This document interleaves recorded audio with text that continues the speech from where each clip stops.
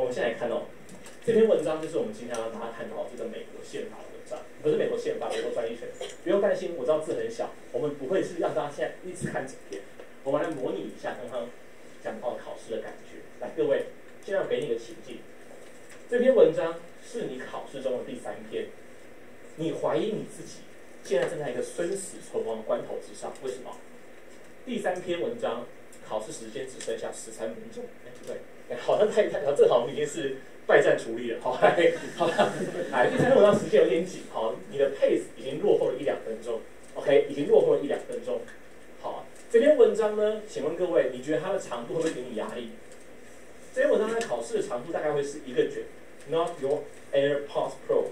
好，我来 connect 一下 ，OK， 好，不知道连到谁的 AirPods，OK， 好，来，各位，你觉得这篇文章，你知道我朋友上次背板，就是他去大卖场，然后连到大卖场的蓝牙耳机，而且这个蓝牙耳机还不是一般的蓝牙耳机的产品，那是人家大卖场那个播音乐的系统 ，OK， 然后连到就开始，我记得他好像玩什么 Siri 之类的这样子 ，OK， 好，来，各位，我们现在来看哦，这篇文章它的长度算偏长的，来，这篇文章它的故事在讲什么？第一句话，我们来看哦，我们看第一句话。好 ，before， 你好像总结这样。好，来，各位，我们看第一句话。Because the farmers of the United States Constitution believed that protecting property rights relating to inventions would encourage the new nation economic growth, they gave Congress, the national legislature, a constitutional mandate to grant patents for inventions. 来，它的这个领域是什么领域？它比较像历史的领域，对不对？一部分的历史，一部分的法律，你喜欢这样的，你觉得这样的主题读起来没有障碍的，你可以举手吗？好，你觉得有障碍、有点怕的可以举手吗 ？OK， 怕的原因是什么？因为你自己知道，过去像这种主题的另外一篇文章叫什么？印第安人的税权，对不对？那篇文章给你了很大的阴影，对不对？对吧？所以现在你陷入了一个 PTSD 的障碍里面，你知道吗？你已经受过创伤了，这样子，好，所以这个时候我跟你讲，直接用什么方法？就是直接告诉自己说，这篇文章，等一下我在读的时候，我遇到任何的细节，好，我都尽量不要去回读 ，OK？ 我要做的事情很简单，一篇文章重点是边看边把它的架构抓出来，去推它每个部分的作用跟每一段的连接就好 ，OK？ 好，如果这篇文章是简单的文章，是你有把握的文章，你可以去重读回读，没有关系，那对你来说是最好的。可是现在你要注意，这篇文章就是什么？有可能你考试的时候，你看完就已经3-4分钟甚至5分钟的文章，你想想看嘛，看完4-5分钟，做题一题又要做1-2分钟，加起来几分钟？11-12分钟。你觉得一天做到11-12分钟，你还有活路吗？没有活路，对不对？更可怕的事情是什么？你发现没有活路，你后面还是要硬做，为什么？头洗一半，对不对？懂我意思吗？所以现在就要先设立一个，就是心里面给一个自己的建设。现在开始，我把这篇文章的时间控制在2分半到3分钟之内，最多不能超过3.5分钟。OK， 等一下看到任何细节的时候，你不要去想这个细节跟前后文有没有连接，它是不是我们刚刚推的架构的一部分？不是的话，你不要去回读它。OK， 好，来，我们现在看到的第一句话，各位，我们现在看第一句话。Because the farmers of the United States Constitution believe that protecting property rights relating to inventions would encourage the new nation's economic growth. They gave Congress, the national legislature, a constitutional mandate to grant patents for inventions. The resulting patent system has served as a model for those in other nations. 好，来，大家仔细读哦。好，我现在请人讲人话，来，有没有人可以帮我把这一句话，好用言简意赅的方式，好用好像在教课的方式跟我讲这句话的意思大概是什么？来，我这边找人哦。好，我们荧幕上都打，对不对？好，来，大家这边看得到吗？这边看得到吗？看不到，靠腰。我都看得到了。来，好了，不用担心。好，等一下会找上你。OK， 好，来，哎，帮我讲他的人话好不好？知道什么是人话？人话就是什么？人话就是看完之后，眼睛不要再看荧幕，然后呢，跟大家讲是什么意思，来试试看。就是立法者认为说，有专利权法可以保护创新嘛，所以他给一个应该是议会去做一个立法的一个这件事情。OK， 好，他就是说他做了一个行为嘛，对不对？这个行为叫什么？叫做所谓的就是保护专利权嘛，对不对？来到这边为止，你觉得你在实战中能够至少抓到像刚刚这位同学讲这个意思，你可以举手吗？好，非常好。这样就够了，你知道吗？你不需要用背说什么，这个政府给这个国会权利不需要 ，OK 哦，好，你只要知道怎么样，最低的意思这句话什么意思？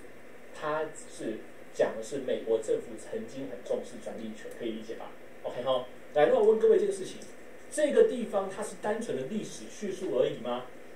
还是它今天带有一些采集手段达成目的的意味？是哪一种？它是单纯的历史叙述，还是它今天还是有想要达成一些目的的？有种目的，对不对？对吧？那我问你哦，这个时候是不是就对到我们刚刚架构里面讲的？如果我们发现先有什么，先有论点先出来，它好像有要用一些方法的时候，我们是不是要去想说它背后的目的是什么，对不对？对吧？好，所以这个时候请各位注意哦，看第一句话的时候，如果你是一般普通人的话，你只是给它看过去。可如果你是高手的话，这时候你要去想说，这个地方是不是已经开始有论点出现了？是不是已经开始在讲说政府他曾经想要去做一件旧的事情，他有一个方法，他有一个想法 ，OK， 他想要保护专利权。那他保护专利权的目的是什么？来，各位，请告诉我，你觉得这句话你有没有告诉你隐含主题？到底政府保护专利权的目的是为了要干嘛？来，是为了要干嘛？促进经济发展，来，对吧？所以这句话你要在考试实战中，你的理解其实刚刚是这样子。这篇文章的主题已经出来了，叫做如何促进经济发展。OK， 好，这篇文章的论点是什么呢？就是就论点就是保护专利的方式来促进经济发展。抓到这东西有什么意义呢？很简单，我问各位，如果今天他后面继续跟你讲专利权的一些细节的话，重不重要？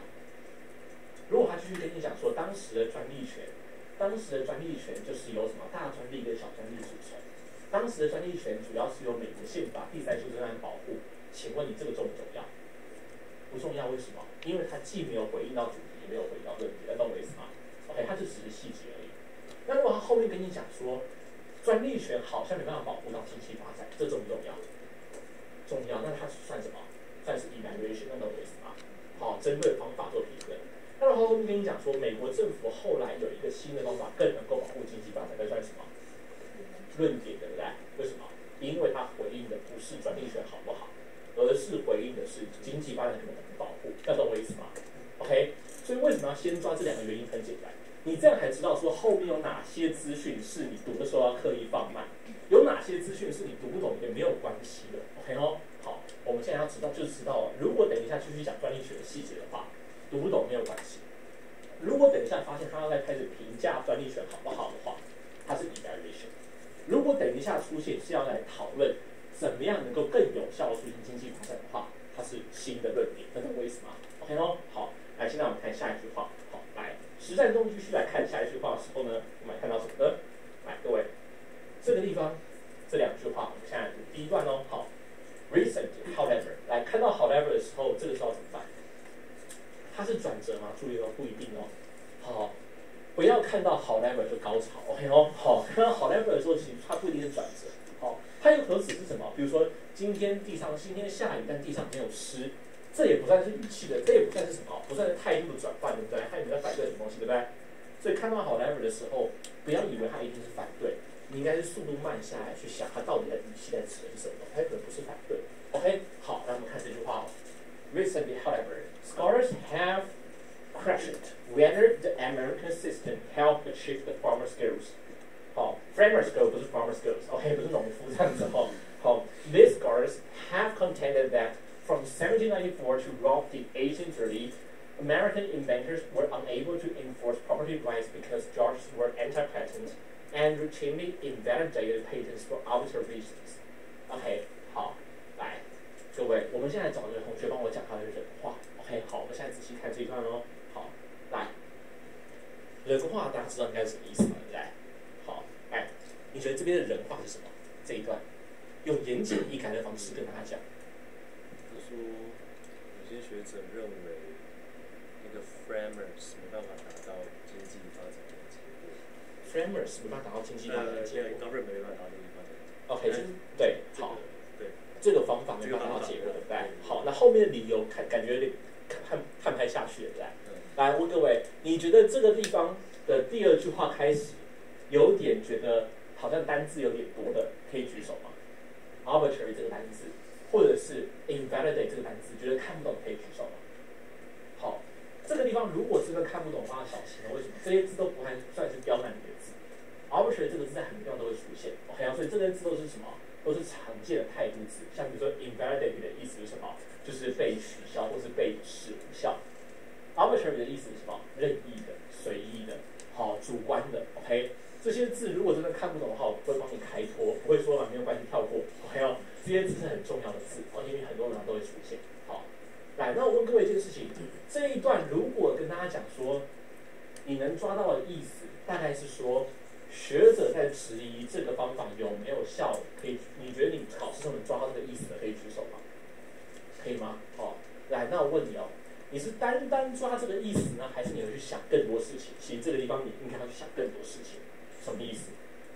来，这个地方你要做的事情是，我们已经知道它出现的第二态度，对吧？还记得我们刚刚说什么吗？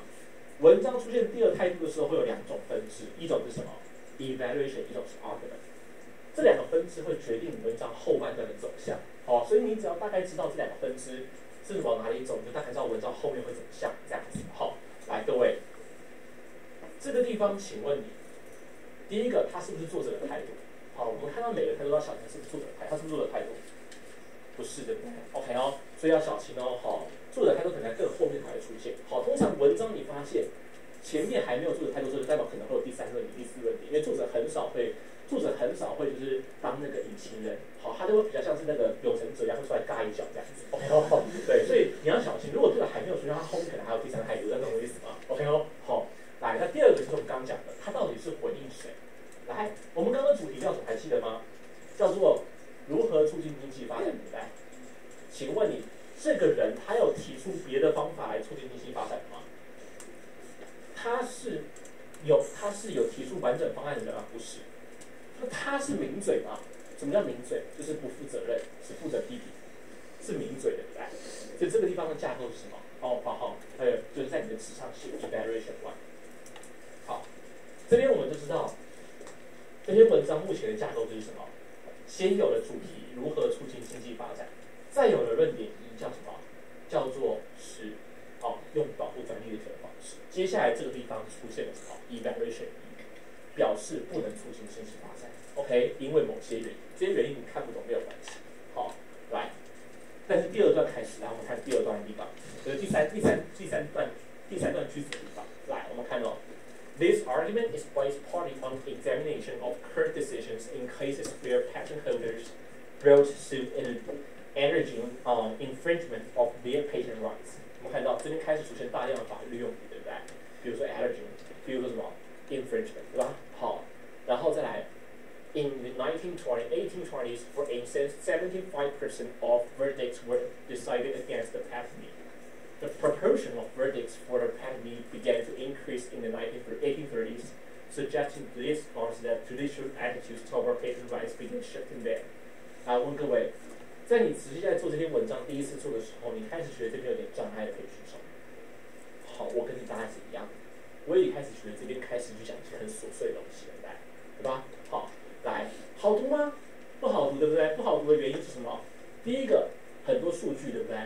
出现很多数据。第二个是什么？出现很多法律专门用字，对不对？这就是会在考试中直接让你放慢速度的原因。OK， 好，那但是我问各位一件事情，这个时候你要做什么事情？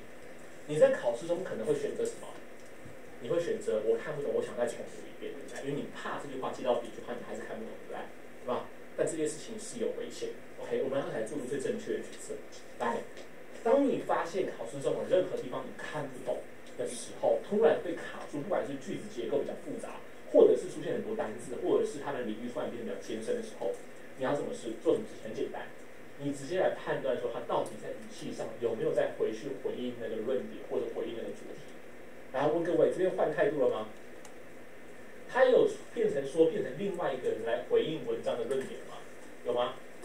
还有变成说这边变成另外一个人来给出一个新的方法吗？有吗？所以它不重要，那懂我意思吗？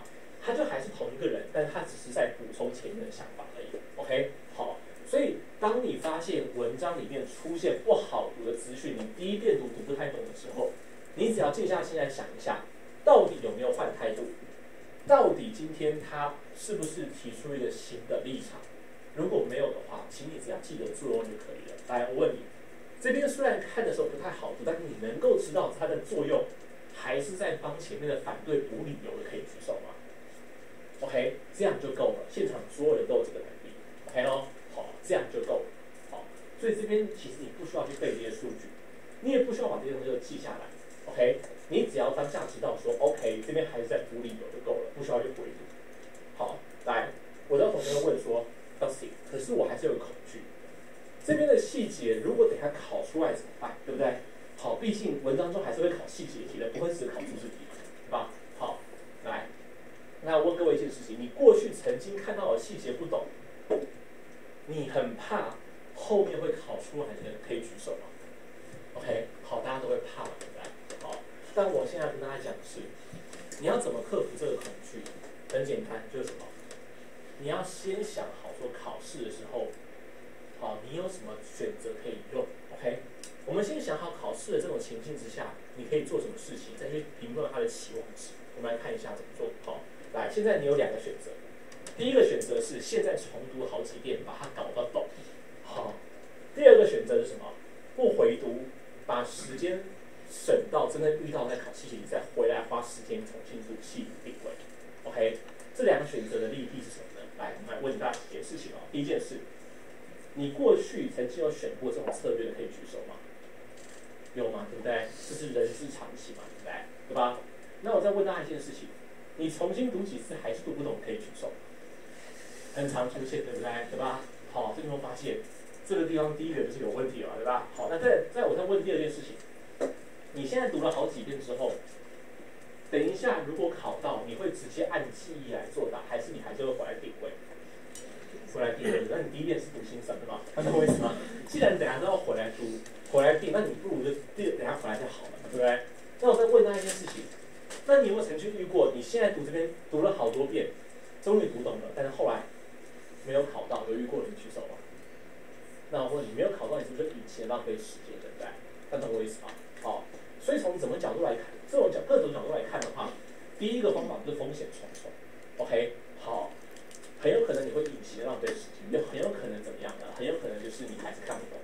那第2个方法是什么呢？很简单，就是说你知道这个地方是细节，它虽然可能会考细节题，可它不会影响你后面其他段落的理解。这个时候，请你不要回读，不要回读，可能时间就省下来，省到什么地方？等一下，如果没有考到的话，这个时间就送给别人了，送给什么？送给 ACCR 了 ，OK 哦。等一下，如果考到的话，把这个刚刚你省下来重读的时间拿来回去定位细读第2遍 ，OK 哦。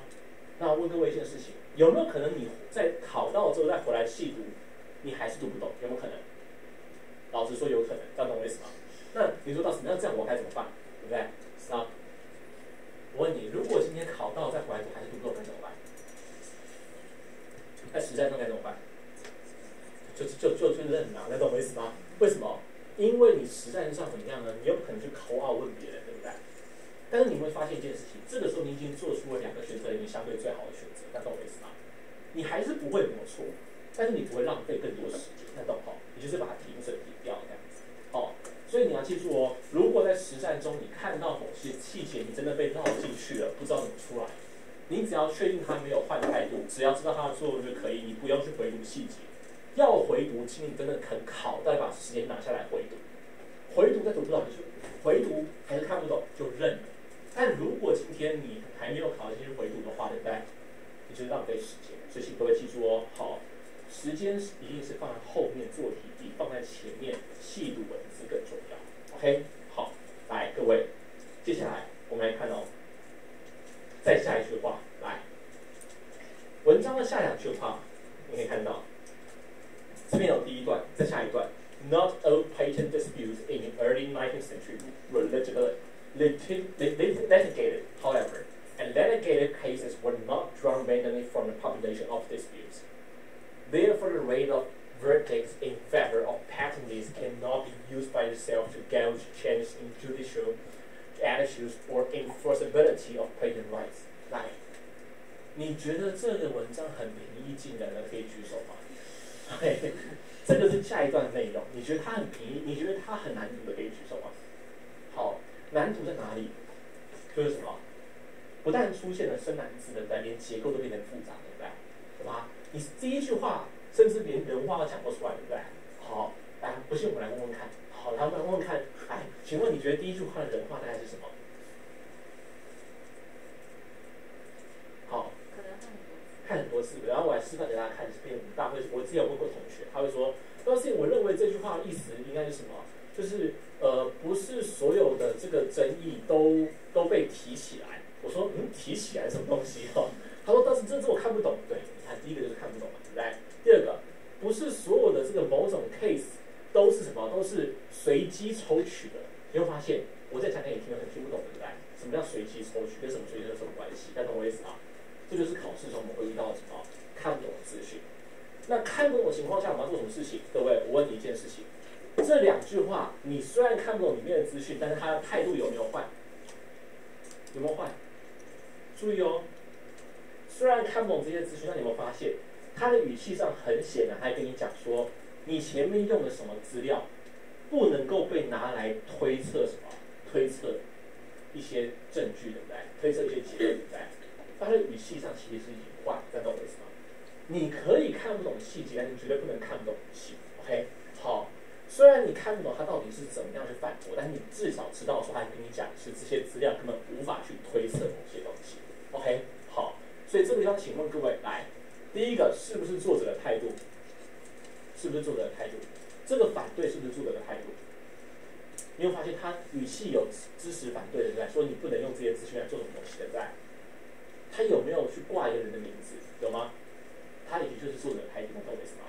语气上有支持反对，又没有挂别人的名字，就是作者的态度。OK， 好。再来第二个，请问你，他在反对他提出的这个资讯，他是在给出一个更好的方法吗？还是在去什么？去回应前面的论点，回应前面的反驳？他针对谁？回应，对不对？回应谁？回应前面学者的反驳，对不对？所以这个地方我们就知道他的文章架构是什么？是作者提出的 evaluation 2。OK， 好，这个地方是 evaluation 2，就是作者认为说，其实怎么样？其实你刚刚的反驳是错的，你不能这样反驳。OK， 好，来，我知道你这边会觉得很害怕，我的文章好像感觉还有好多资讯没有看到，对不对？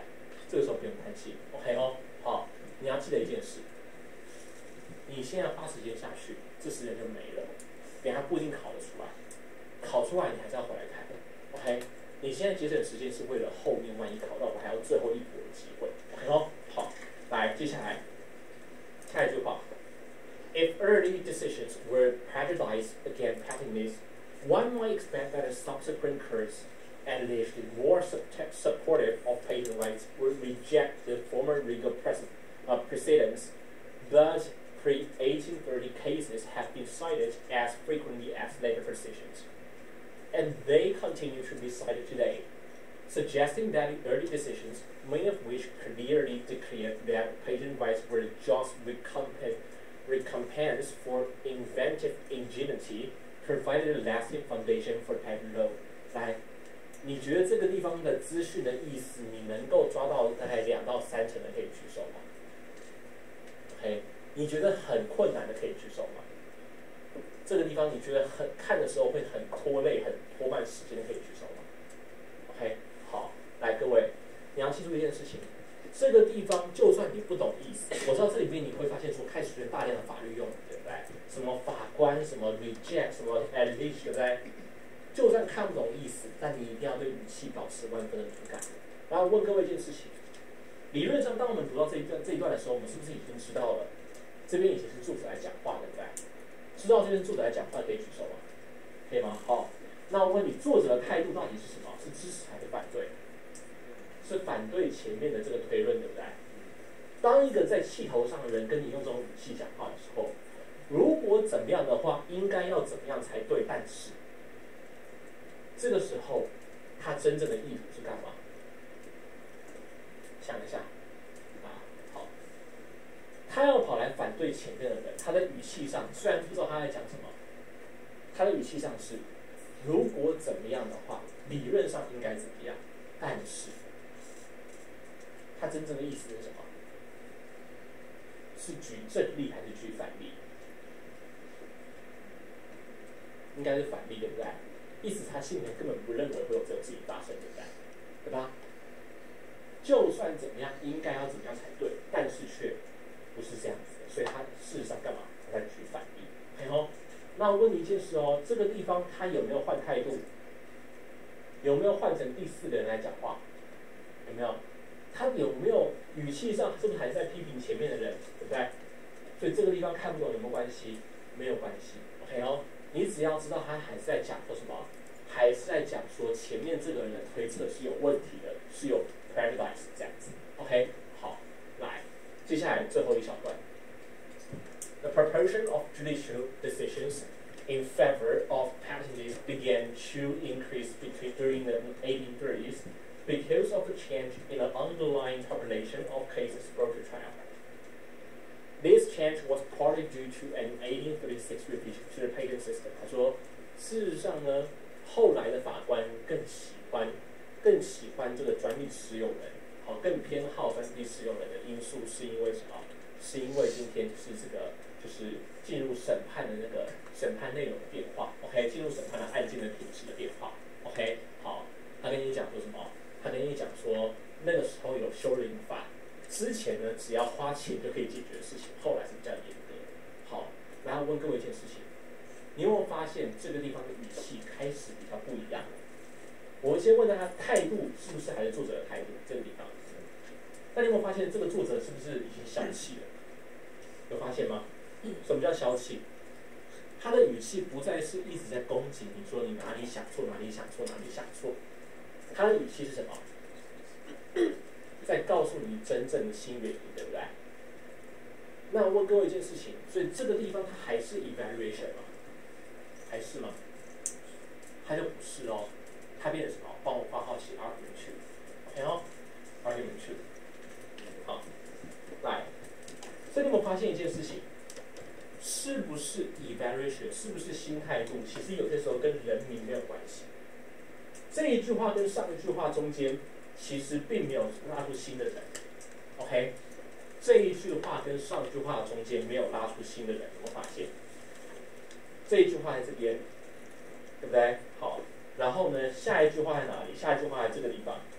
这两句话都是作者讲的，但它的架构是不一样的。为什么？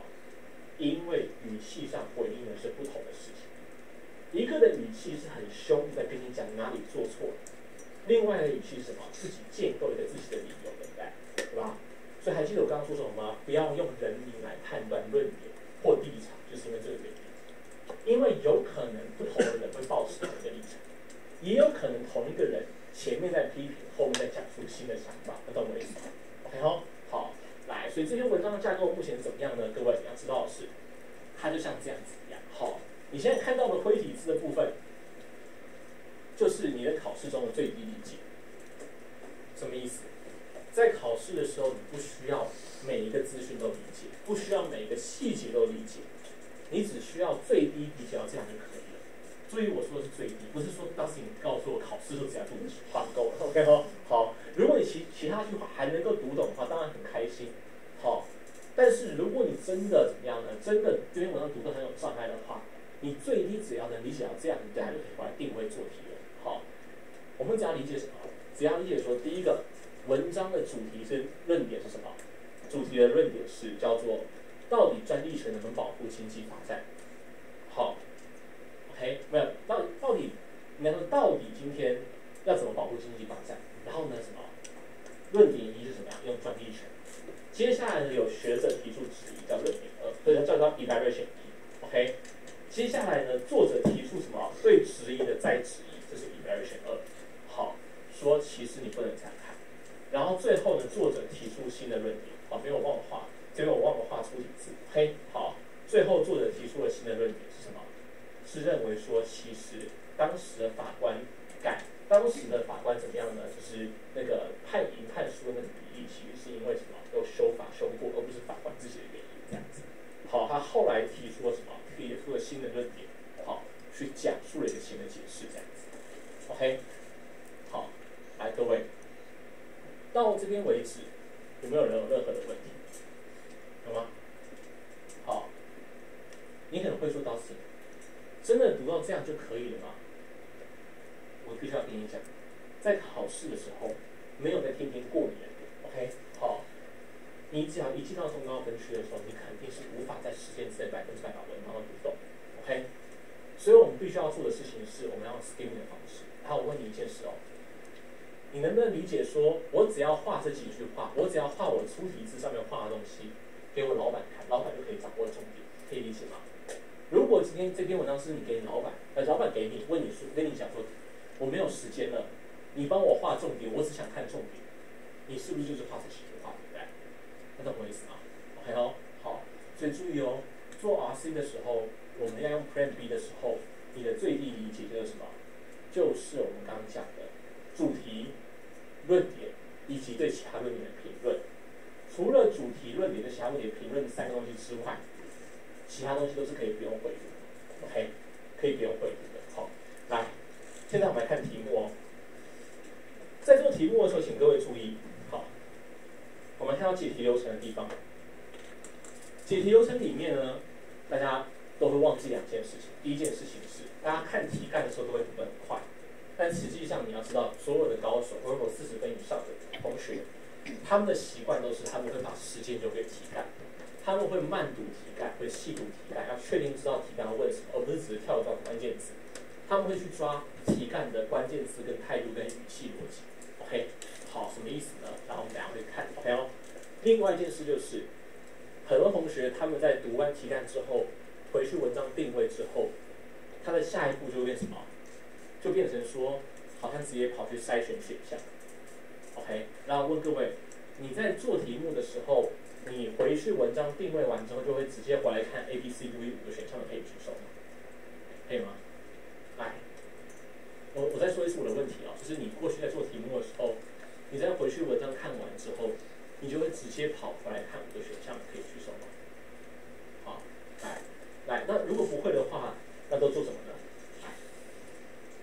如果你回去文章看完之后，看完那个小区块之后，你不会回来看5个选项，你会做什么？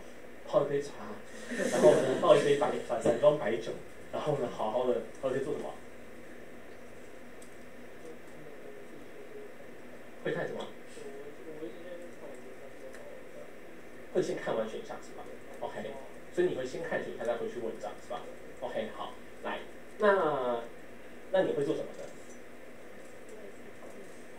先看文章，再看选项，所以看完文章就去看选项是吧 ？OK， 好，这边推荐大家做这样的步骤，好不好？这个步骤非常的重要，就是什么呢？请你把所有的 RC 题目当成申论题 ，OK， 什么意思？好，你要记得哦，所有的高手来做题目的时候，他们在看5个选项之前，都是心里面已经有一个自己的答案去看选项。OK， 如果不这样做的话，会有一个问题，这个问题大家都经历过，是什么呢？第一个就是你心里面没有整合资讯之后，你在看选项的时候，5个选项字很多，你会看到一半会很累。比如说你看完 A、B 之后忘记文章说，你再回去再看一遍，浪费时间。或者是什么？看选项的时候被带走，想说这个字有出现，那个字没有出现。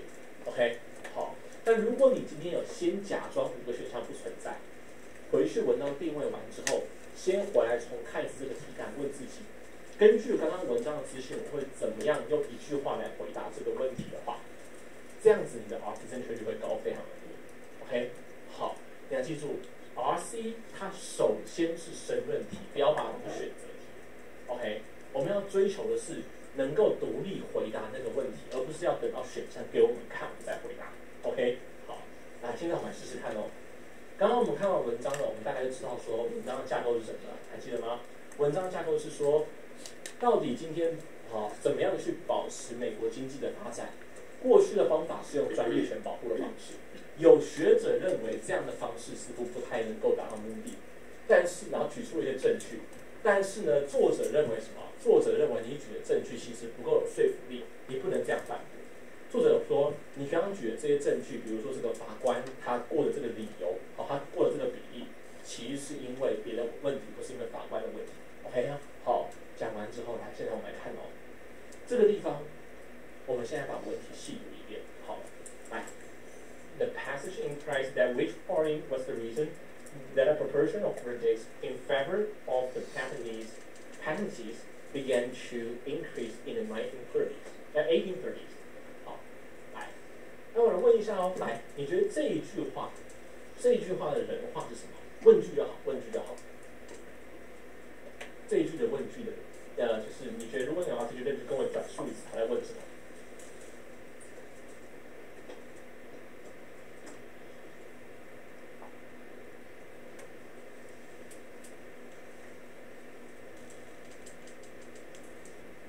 好，准备好讲了吗？准备好了吗？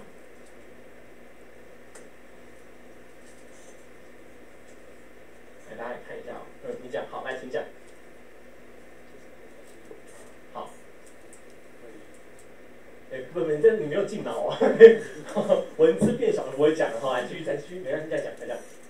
来，要进脑，进脑的意思就是说你文字进脑中你还是能讲出来，不是说要看着文字并看你讲。OK， 好，来，人话是什么？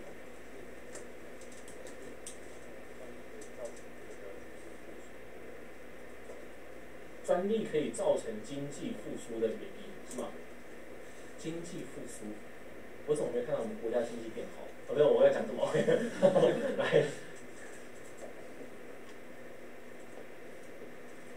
好，来，有没有同学来跟我讲这句话什么意思？哎，什么意思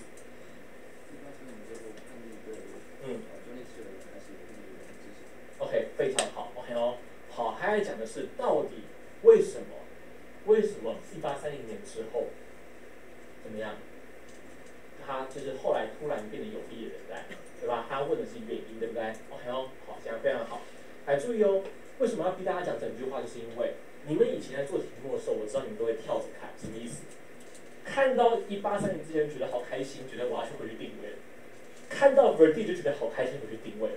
就到最后发现文章有好几个1830年，文章有好几个 verdict， 这样等于有看没有看一样。除了关键字之外，还要注意什么东西？还要注意态度。什么叫态度？来注意哦。当今天题干没有直接讲是谁讲的话，只讲的是文章告诉你，或者是文章 suggest 他的态度是等同于作者。OK 哦，好，所以我们自然知道这个地方的态度应该是往文章的后半段去找，因为后半还有作者出现的地方。OK， 再来第三件事是什么？逻辑关系，语气是什么？来，语气是什么？要问你的是原因。来，我问你。文章里面作者讲的地方，你还记得吗？刚刚第二段全都是作者讲的，对。作者前半段在批评，后半段在重新建构一个理由。你觉得 reason 会出现哪一个？他的语气是 reason， 对不对？他问你的是为什么会重新增加的原因，对不对？这边全部都是批评，有可能会有 reason 吗？比较不太有可能，对不对？所以真正有可能是在哪里？最后那一段，那懂我意思吗？好，所以注意哦。我们在定位的时候，不是只靠关键字。如果你只靠的是 verdict 或者是1830，你会听到各种地方。如果搭配态度的话，可以缩小范围，像作者出现刚在文章第二段。再搭配仔细去观察这句话问句的逻辑关系，要问的语气是什么？要问的语气是理由的时候，你就知道作者只有最后一半讲到理由，前面都在讲批评。所以这个时候我们就知道定位的范围会到哪里，最后这个地方。OK。好，最后这个地方。好，那现在注意哦，刚刚我们都知道他的问题是什么，对不对？说为什么今天1830年之后，对专利持有人有利的判决比例会增加，对不对？记得这个问题。现在我们来看看刚刚定位到这个地方。来，刚刚我们定位到是这个地方。好，现在请各位花一点时间把细读一遍。细读完之后，我要问你。你的回答会是什么？好，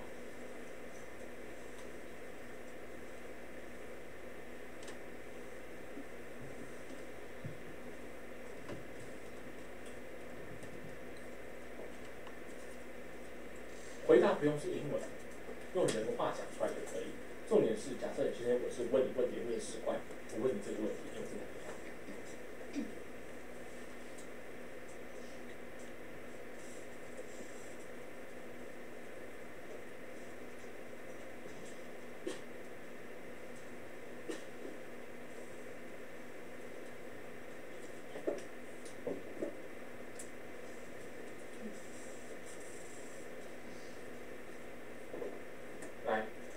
，OK 吗？来，你们怎么回答？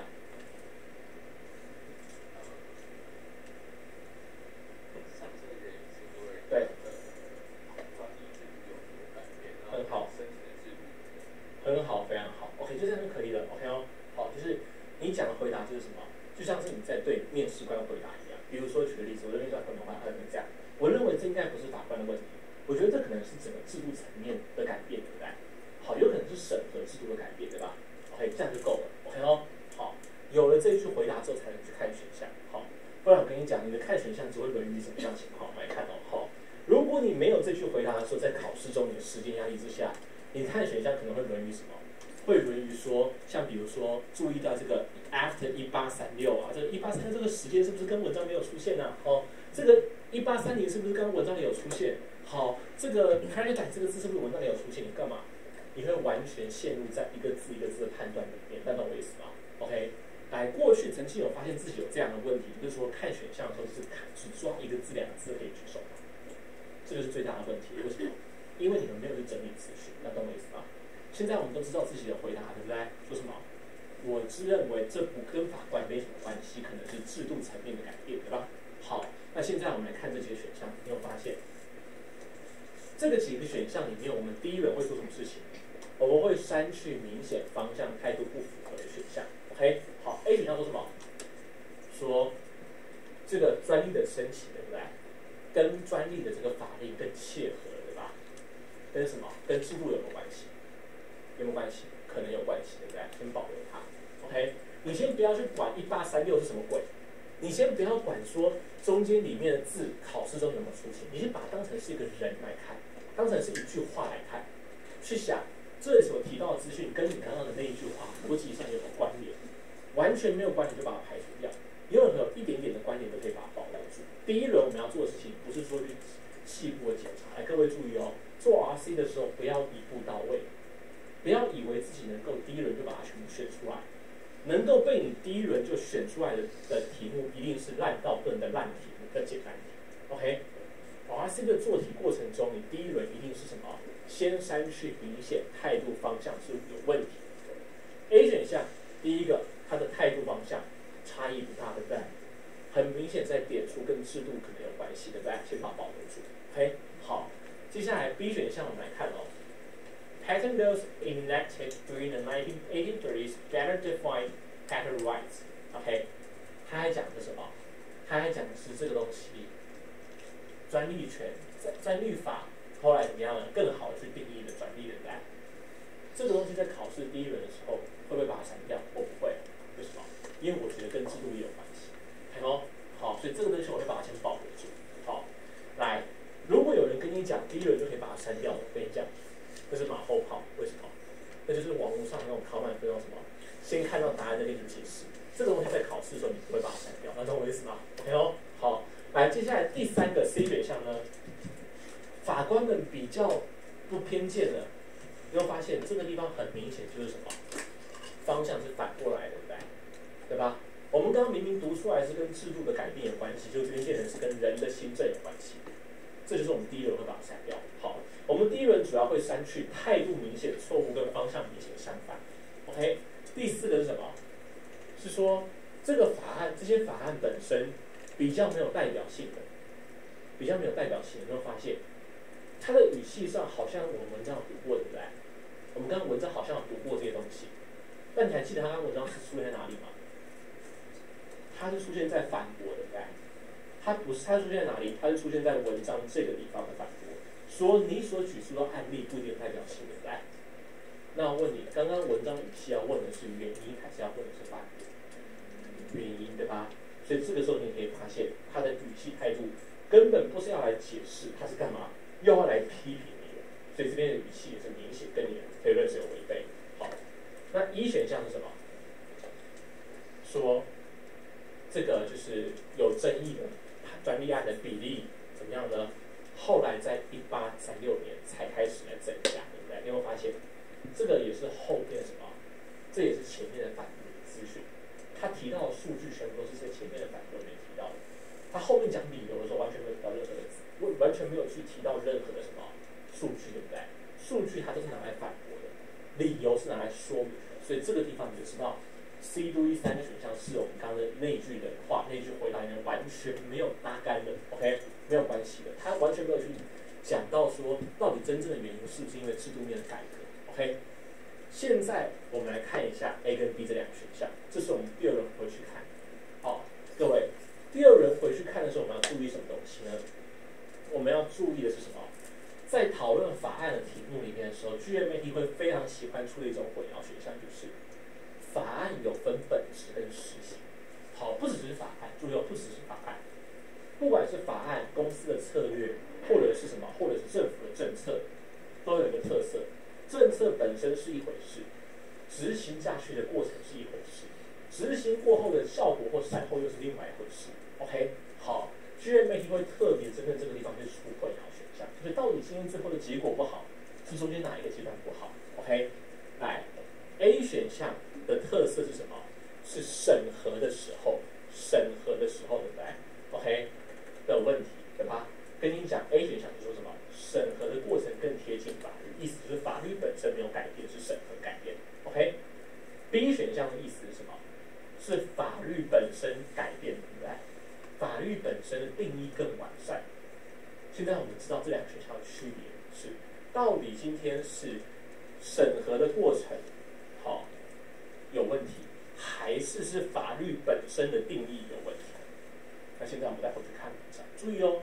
当你要回去看第二遍文章的时候，你一定要重新看一遍你要选的混淆选项，你要把这两个选项的逻辑上的区别分出来。有同学说，告诉你选项不都是独立的两句话吗？错 ，GMAT 的混淆选项，它们都是可以分出区别，不是独立的句子。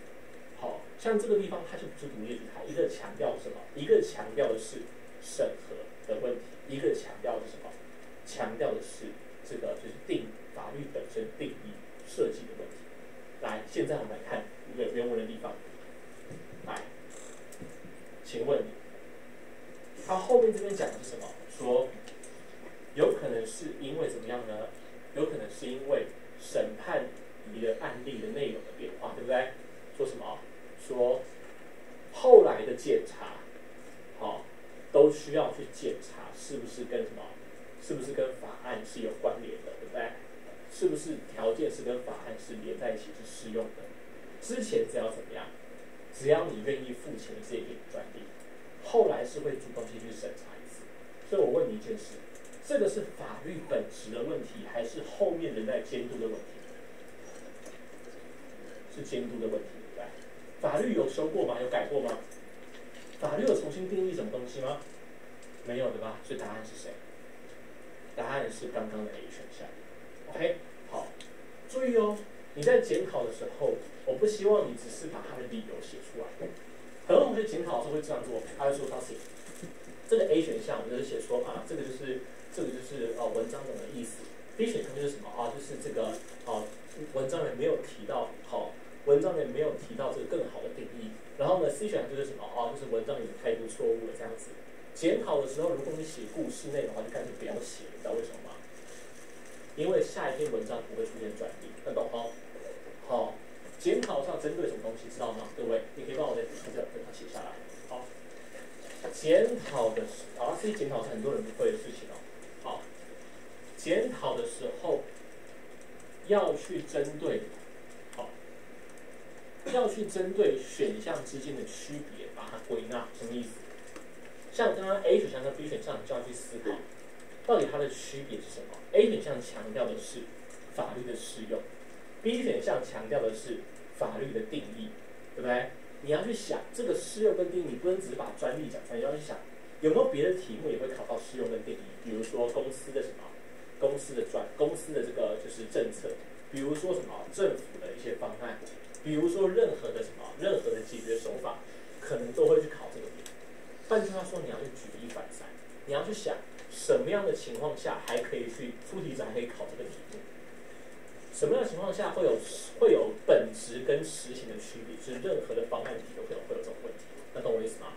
之后你就知道，遇到方案题的时候，你要去特别去思考，到底是方案设计层面的问题，还是执行层面的问题，还是后续善后认定层面的问题 ？OK 哦，好，检讨千万不要只讲故事。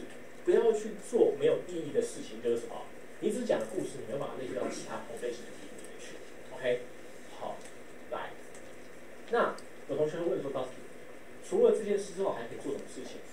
很简单，刚刚写第二件事，检讨要做的第二件事情，对照你的申论跟正确答案的区别，对照申论跟正确答案的区别。OK， 好，来，我问各位一件事情，我们刚刚是不是有说，你在做题目之前，你会先想自己的回答，对不对？这个时候你就可以来对照说，你的回答跟正确答案区别是什么？比如说像刚刚我们讲说，什么？我们刚刚讲说，有可能是因为法令修改的问题，对不对？对吧？有可能是因为整个制度修改的问题，对不对？对吧？那你有没有发现，如果用我们刚刚这个回答来看的话 ，A 跟 B 似乎跟制度有关系，代表什么意思？我们刚刚的申论回答不够精准，能懂我意思吗？所以下一次你就知道，我们在回答那一句话的时候，不要只是抓到制度修改，要去搞清楚制度修改是什么样的修改，这样懂好？好 ，OK 哦。所以记住哦，检讨这两件事情。第一件事，把混淆选项的差别推到本质上，能够去应用在别的题目上，不是只要停留在这个理论故事上。第二件事是什么？去把自己的一句话跟正确答案去对照，去想我的这句话跟这个答案中间有什么区别。像刚刚那个同学讲，他给我的申论叫做因为法案有改变。但是回到这边的话，发现说 A 选项强调是法案的适用，这时候你就知道，你的讲一句人话，你的这个申论里面，似乎对于什么样改变还没有找到非常精准，才会导致你的选项都会混淆。但懂我意思吗？这样才是真正的检讨方式。好，你要记住，检讨的时候不是只有选项是主体，其实你才是主体。OK， 有些时候你选不到这个选项，不是因为选项的问题是什么，是因为你刚一开始的那一句回答都没有去精准的问题。那懂我意思吗？好，那你说到此，那我要怎么去记得我刚刚怎么回答？我做题目兵荒马乱我都忘了，对不对？帮我括号写录音。我会建议各位准备考试的时候，对不对？先不要在图书馆 ，OK？ 为什么？因为图书馆很无聊 ，OK？ 好，没有啦，不是很无聊哈。再一个可以嘈杂一点地方做，为什么？因为考试的时候，你有可能遇到一个什么安静的状况。所以像我之前自己在准备考试的时候，都会跑去哪里做？单题啊，星巴克啦，好，还有什么那个叫什么罗多人咖啡啊，你不知道你们听过这样子。好，然后还跑哪里公园去做题 ？OK， 那是我要抽烟的，没有，OK， 那是我要抽烟这样子哈。来，其实真正理由是什么？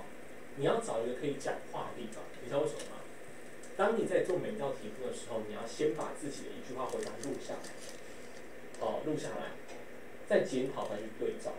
想说你刚刚那句话回答是不是因为太模糊了，导致你找到这个答案，或者是不是你抓偏了，导致人家问你原因，你回答是结果，你就可以马上修正到自己的问题。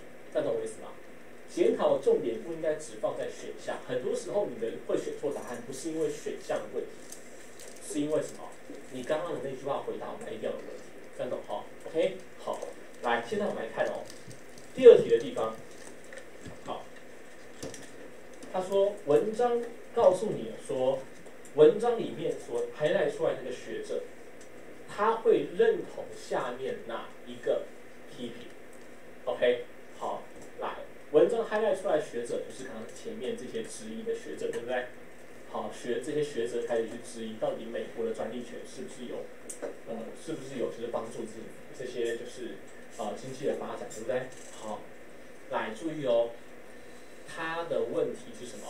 他是问说他会认同下列何者批评 ？OK， 对他的什么批评？那现在我问他一件事情，你对他的申论回答是什么？好，我们来换来看这个地方。好，你的定位肯定是定哪里？你肯定是定后面的地方，对不对？肯定是定这个地方，对不对？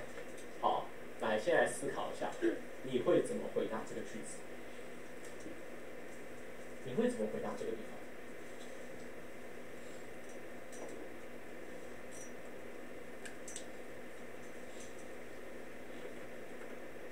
今天应该，我想看，今天应该只能讲到一篇吧。哦，好，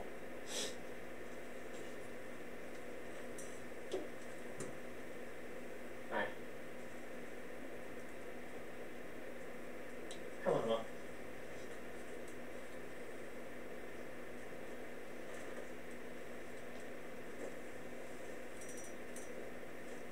注意哦，他问的是批评哦。想想看你的回答会是什么？他们会怎么批评那时候的法律？那时候的这个是法律系统、专利系统。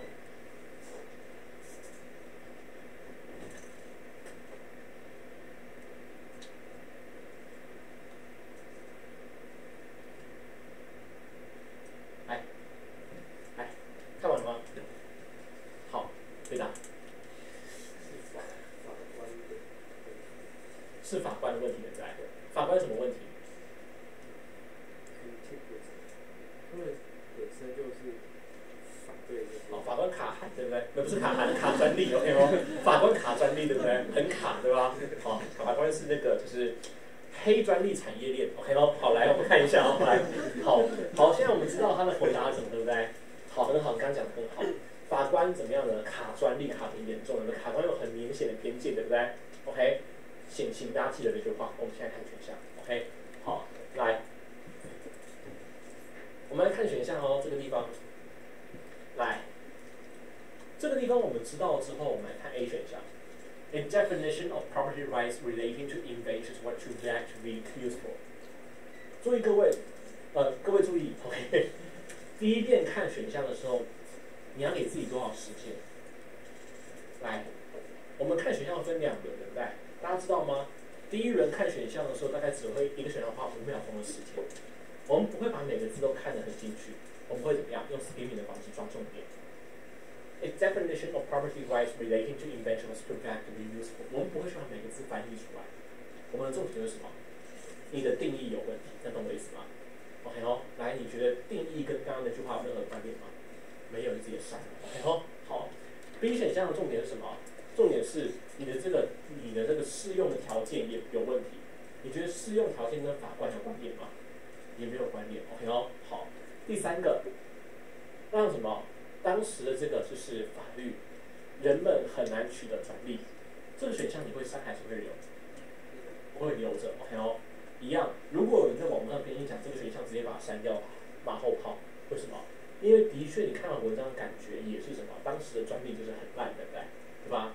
所以这个地方虽然没有去提到法官的原因，但是至少它也是批评的一部分，能懂我意思吗 ？OK， 先把它留住。好，第4个，当时有很多什么？有很多诉讼，这哪是批评，对不对？这只是一个客观陈述，对吧？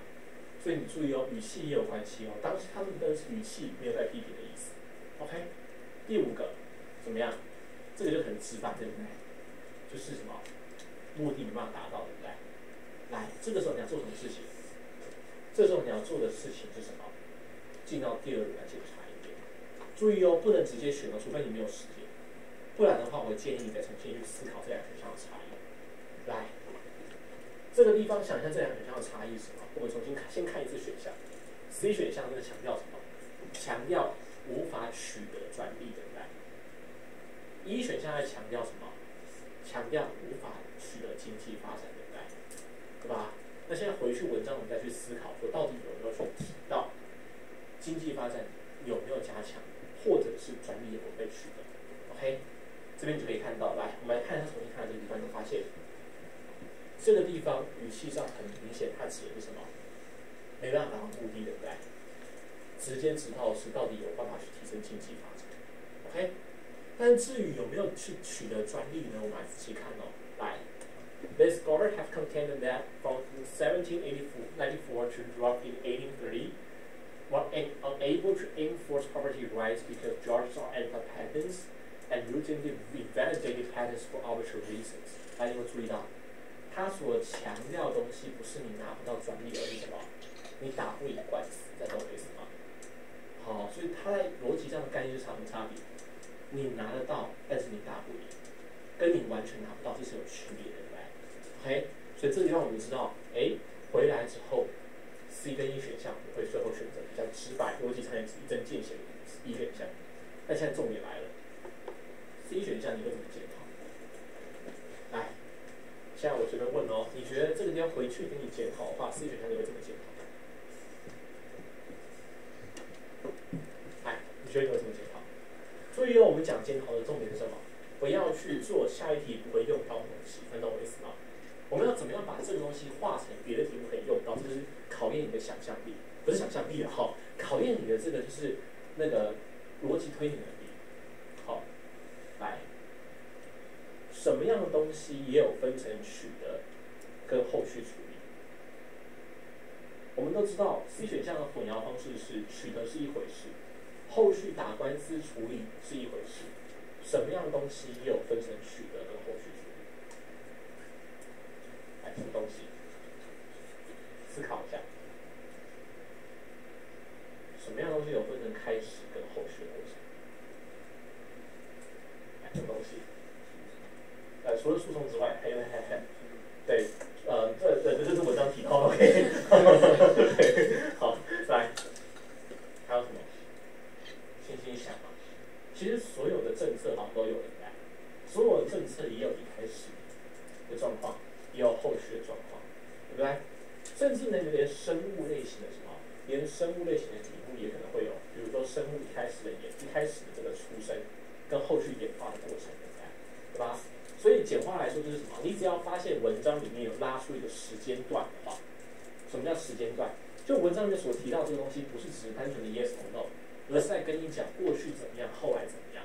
好，比如说政策的实行跟政策的效果，比如说生物的出生跟生物的演化，只要文章里的讲到论理，它明显是有一段时间，而不是单一的时间点的话，你都要去注意怎么样？它可能会去考你时间点的不同。这个不同不一定是用年代写出来，它可能是考你什么？出生的时候跟后来演化的时候，跟后来死亡之后，好，或者是什么？或者是考你说今天法案实行的时候，跟法案后续在检讨的时候，跟后面在打官司的时候的区别。所以这边如果你真的要检讨的话，你绝对不是写说专利。你如果这样写的话，那就没有任何意义。你要写的是什么东西？你要写的是下一题该怎么办？我们下一次什么？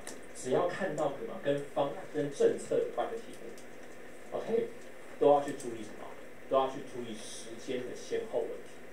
好，他在强调到底是政策哪一个层面这样子。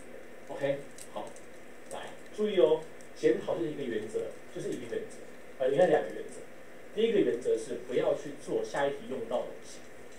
你任何时候想要写任何东西，都要去把它推到下一题去。好。如果你只是写专利，你这辈子会遇到专利的机会有多少？来，各位想看这辈子你会遇到几篇阅读？8次考试，你已经用掉了6个，没有啦，你已经用掉好几次了。OK， 8次考试，1次4篇，这4篇阅读里面有可能会遇到几篇专利的文章，应该是很难，对不对？对吧？但是呢，这4篇阅读里面有可能会遇到几篇政策的文章，很多，对不对？那懂我意思吗？你要写下任何的检讨之前，你先想一下，你写的东西到底是为了这一篇收尸，还是为了下一题做检讨？能懂吗 ？OK 哦，好，不要去做这种是收尸的事情，这样子。好，来，接下来我们来看第3题吧。It can be inferred from the passage that the frequency with which creating 30 cases have been cited in court decisions is an indication that 好，来，现在我们来问一下大家的这句话是什么？来，好好看这句话，我问一下你们会对这个句子怎么理解？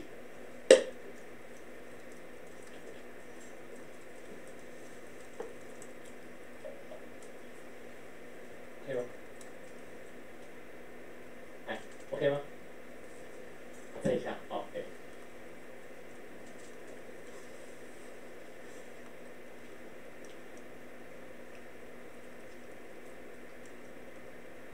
哎 ，OK 吗？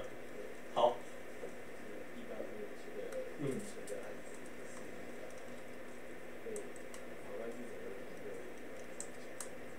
好，来，我重新整理一下意思。你说，你先确定一下哈。来，法官是怎么引用1830以前之前的案子是吧？是这样的意思吗？好，来，各位要注意哦。你就知道为什么我要请他去录影了，因为你在检讨才发现说，哦，原来答案，你有时候发现说检讨之后发现说他的答案推出来，我们原本想要问的问题不是那个意思。好，我重复一下你刚刚的回答。好，不用想太多，就是你现在会犯的问题是所有同学都会犯的问题，我也是我自己会犯的问题。OK， 好，我们来研究一下怎么去在检讨中避免。好，刚刚这位同学的回答是说法官是怎么去研究1830年之前的案子的，对吧？是吗？引用是法官用什么样的方式引用1830年前的案子的？但你有没有发现，各位，你会发现后面的这个选项，后面的这些选项，对不对？似乎都好像都没跟你刚刚的那个回答对不上边，你知道吗？好，因为你刚刚讲说法官怎么演，像是法官到底今天是从图书馆里面抓出来呢，还是法官今天是从网上查，还是法官今天是什么？今天是用抽取，用随机抽取的方式。因为你刚刚讲的时候，是偏向说法官用什么方法，那懂我意思吗？这个地方其实真正的回答应该是什么？真正的回答应该是说，作者去讲到1830年之前的案件被引用的频率，去讲到这个资讯，它的目的是为了干嘛？它是要指出什么东西 ？OK 哦，好，这个地方其实是什么题目？是作用题，知道吗？它是作用题。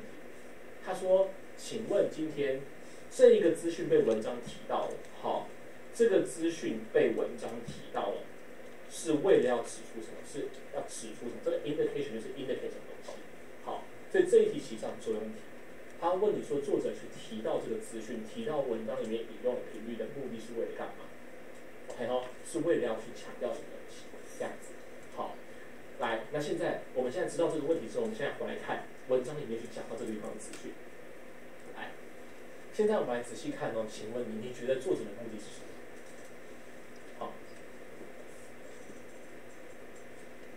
先看出题字，先看出题字的哈。因为你考试的时候，你第一次定位一定是定位在出题字的地方，因为他直接问到了关键字。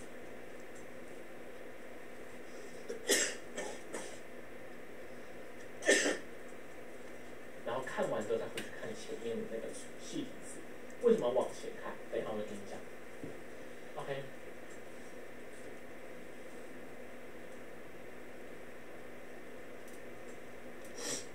来，我现在问各位一件事情啊，看完了吗？看完可以举手吗？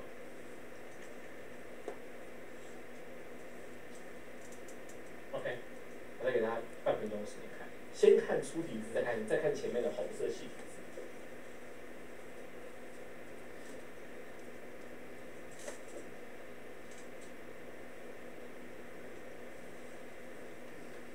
来，我现在问各位一件事哦，考试的时候，我们定位真的是会定一句话，还是会跟着其他句话一起读？你很坚持只定一句话的可以举手吗？你会想跟其他句一起读的可以举手吗？你会告诉你，我也不想，只是我好像要读下去，对不对 ？OK 哦，好，来，那我问你一件事，你要跟上一句一起读，还是跟下一句一起读？哎，你会选择读上的可以举手吗？往上读可以举手。你会选择往下读的可以举手吗？你会选择上下都 cover 的可以举手。好，你好多时间。来，其实你知道吗？要往上，要往下读，其实取决于什么？取决于刚刚题目要问的问题，大家懂我意思吗？好，还记得我刚刚说什么吗？作者提到这个地方的目的是什么，对不对？对吧？所以等于说你要去想这个地方的资讯跟上文比较连起来，还是下文比较连起来，那懂吗？因为你要问的目的。那你有发现，刚刚我们在去抓这篇文章的架构的时候，很明显知道这边都是作者在凶人，对不对？对吧？从这两句话都是作者在凶人。然后后面他才一转态度变什么？变成说跟你推新的论点，对不对？所以这句话跟哪一句话比较有关系？应该是跟凶人比较有关系，这样懂我意思吗 ？OK， 好，所以你要去想知道他这句话的目的的时候，你就要去把它跟同一个态度拿来做一起读 ，OK？ 所以要往上还要往下，其实跟什么？其实没有一个定性，主要是取决于什么？取决于今天文章的架构怎么分。好。如果他今天是在这一句话，我们当然是往下读；如果他定位这句话，我们当然是往下读，因为我们知道这边都在骂人。OK， 如果他定位在这句话，我们当然是往上读，就这样都在骂人。好，所以请注意哦，到底要读哪一句话，往上还往下读，没有一个定性。重点是你一开始分文章的态度跟架构的时候，有没有去精准分好的区块 ？OK， 把同一个区块的一次读完。好，所以现在我们知道这个地方，我们就是一开始先读这边。然后发现说这个地方好像作者刚刚在骂人，对不对？所以我们要知道他去举这个东西骂人的意图，我们就知道他要骂什么，我们就要把上面再读一遍。OK， 好了，现在我来找一个人跟我回答哦。注意哦，刚刚的问题是什么？作者去举出1830年之前判例的被引用的频率，他是想要去证明什么东西？他是想要去指出什么？他的目的是什么？他想要去证明什么？来，现在请大家花个20到30秒40到45秒时间好了，好好的看完这2句话，红色跟粗体字的话，然后呢，告诉我你的回答。好，我等一下会问你的问题是，作者去举出这个判例被引用的频率，他到底是想跟你证明什么东西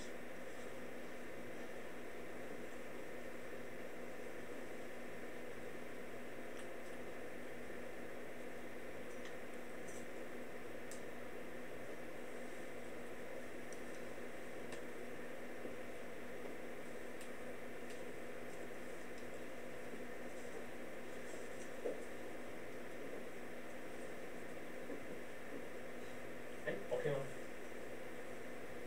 ？OK 吗？好，跟我讲一下你的回答。如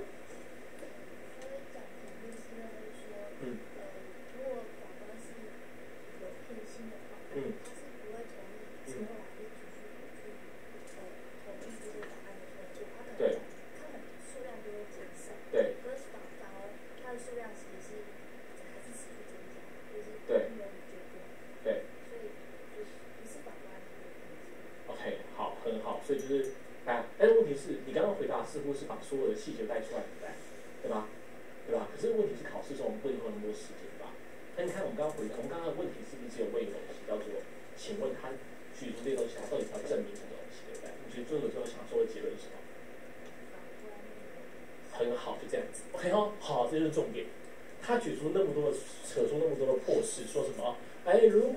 如果今天以前的法官是那个就是偏见狗的话，对不对？好，那应该怎么样呢？后来人会怎么样把它规范掉，对吧？那你看后来人还继续引用，代表他当时没有偏见嘛，对不对？他真正的重点在干嘛？用后来人继续用来证明当时的法官是对的，他懂我意思吗？哦，所以真正的重点是这一题的申论答案是什么？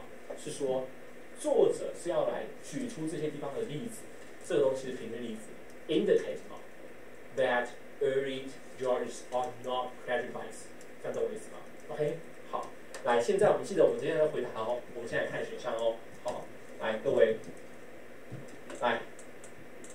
这个地方，我们现在看一个选项，先不要管我后面的检讨，先看一个选项。好，第一个 ，judicial report support for patent rights was strongest in the period before 1830。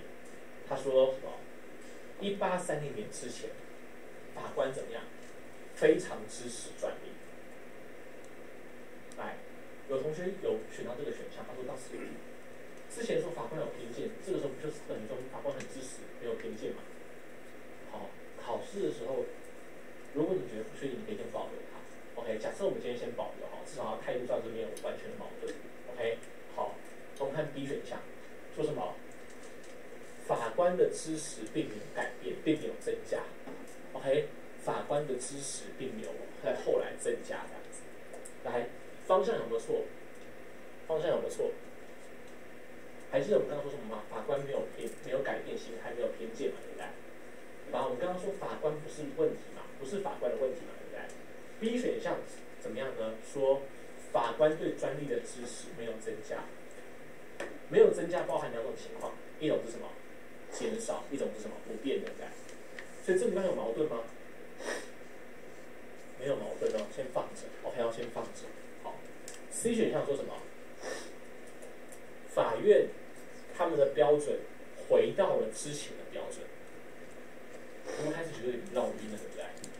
对吧？好像这3个选项好像就讲得很像，说法院的标准回到之前的标准，但是代表说法官要变得公正。如果你不确定的话，先放着 ，OK。第一轮看的时候不要想太多，像 A、B、C 3个选项是我在考试的时候会先放着的，为什么？因为我觉得这3个好像都在讨论法官标准的变化 ，OK 吼。那至于其中的细节方向怎么样呢？第2轮再回去看 ，OK。好，第1轮不要拖泥带水。第4个说什么 ？Verdicts varying penalties in patent infringement suit did not increase after 1830。OK， 他说真正判决最后不利于怎么样？判决最后不利于这些 patent 这些专利持有人的数量没有增加。来。我问你，刚刚我们不是在讨论法官有没有错，对不对？们刚刚是不是在证明说不是法官的问题，不是新政的问题，对不对？你会发现这个选项就差比较多了。他不是在跟你讨论法官有没有错，他在干嘛？他在跟你讨论说，最后到底法案有没有变多或变少，对不对？这个选项就是可以直接在第一轮把它排除掉选项，因为我们刚刚知道说我们要讨论的是法官到底新政有没有改变，作者是要证明法官的新政没有改变，作者是要证明说并没有以前的法官比较讨厌专利这件事情。这边完全没有在跟你讲说到底法官怎么想，他只有在讲说事实上到底对这些专利持有人有利的法案到底是多了还是少了，这是 GMAT 常见的混淆选项。OK， 当你看到怎么样呢？当你看到就是有文章在讨论动机，文章在讨论想法，文章在讨论意图的时候，你要小心混淆选项可能会把他的动机跟事实绑在一起讲。OK， 好，就是你不能拿事实来推说这个人一定是想要做这件事情。好，就很像是什么，在帮他戴帽子一样。OK， 好，某个人有动机，也不能去确定说他一定会去做到这件事情。好，所以当你发现文章或者是选项在讨论到动机的时候，你要特别小心。GMAT 非常喜欢把事实跟动机绑在一起的。OK， 那一选项说什么？法官的偏见仍然继续持续，这个态度跟明显相反，对不对？作者很明显的说法官是没有偏见，对吧？所以一选项是什么？态度完全反过来，我们会先把它删掉。OK， 好，那经过第一轮之后，你会发现最后会剩下只剩下什么？只剩下 A、B、C 3个选项。为什么？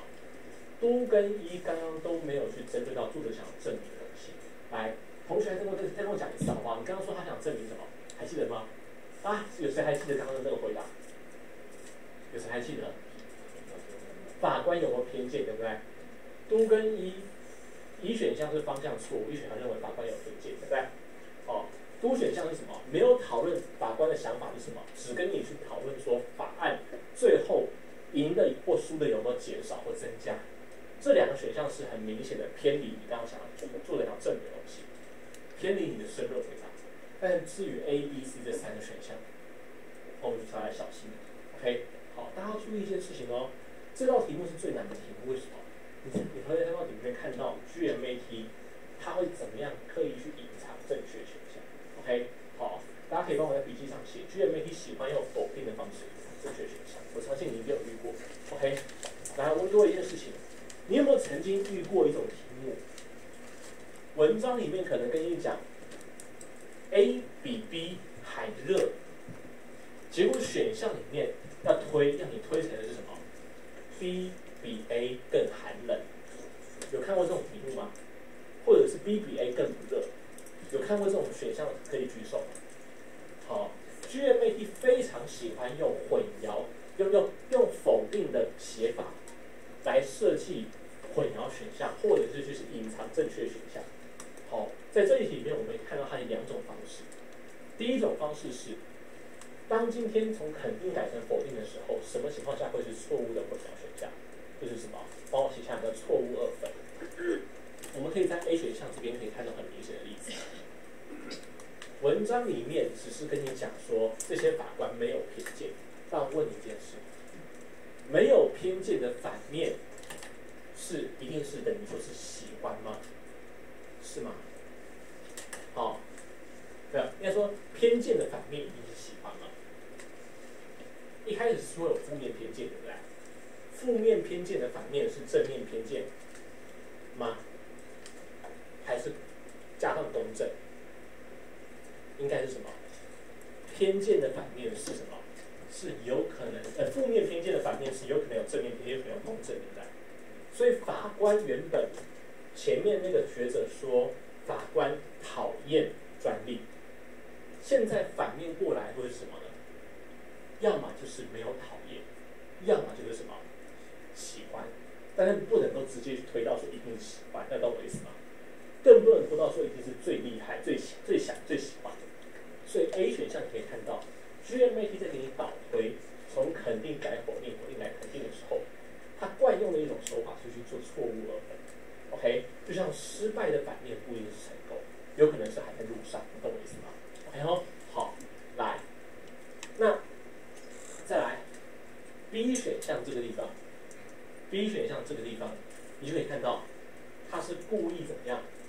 是故意用否定的方式。好，来，各位，我问你一件事情哦。文章我们刚刚说什么？法官没有偏见，对不对？对吧？法官没有偏见。这个选项说什么？法官的知识没有增加，听起来很像否定，对不对？很像是法官没有更喜欢，对不对？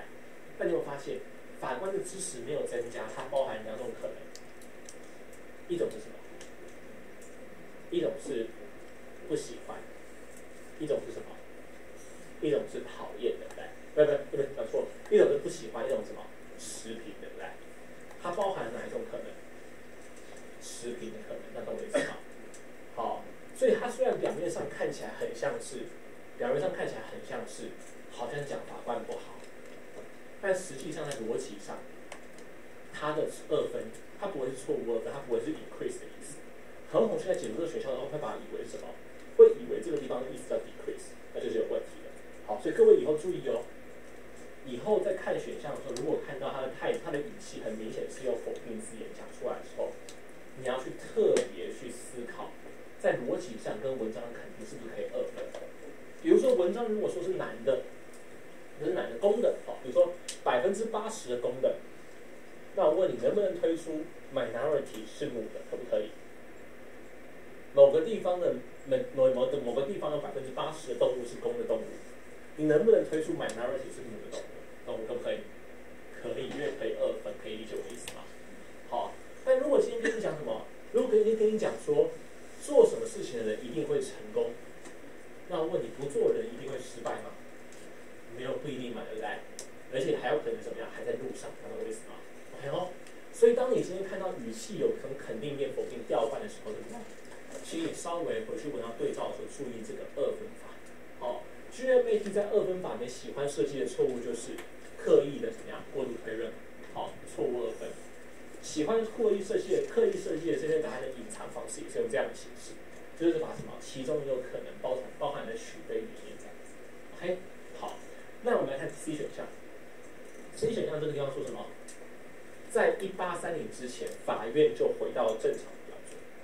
这个选项比较 tricky。OK， 的确我们会觉得好像怎么样？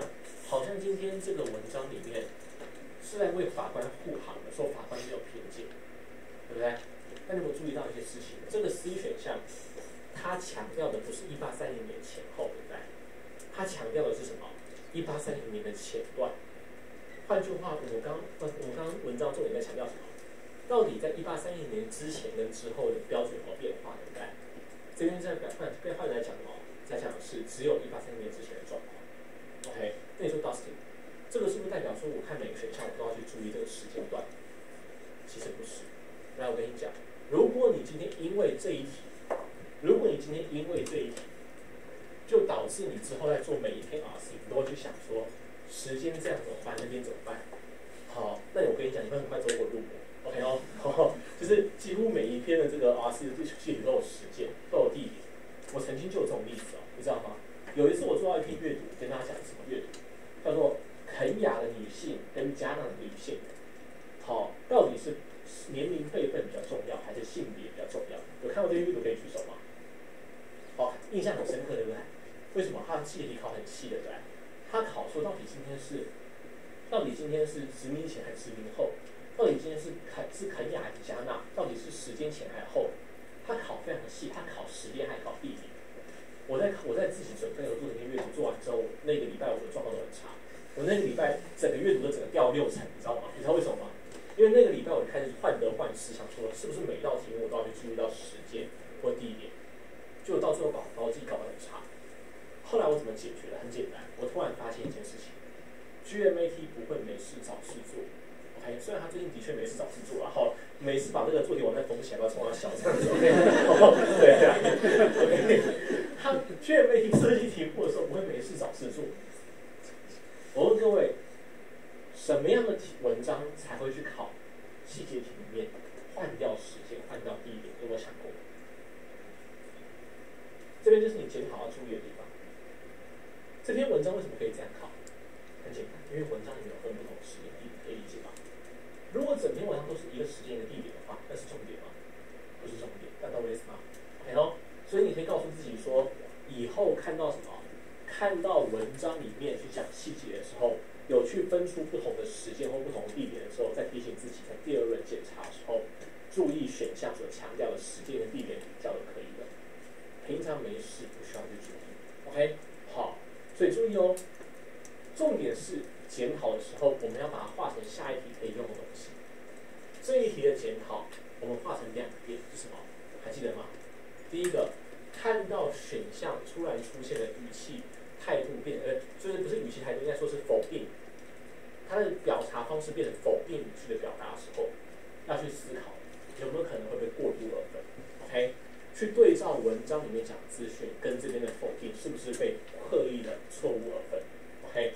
好，然后也要去思考许非的时候，你可能会取到中间的那一段，中间那段是不是可以被文章的包含进去？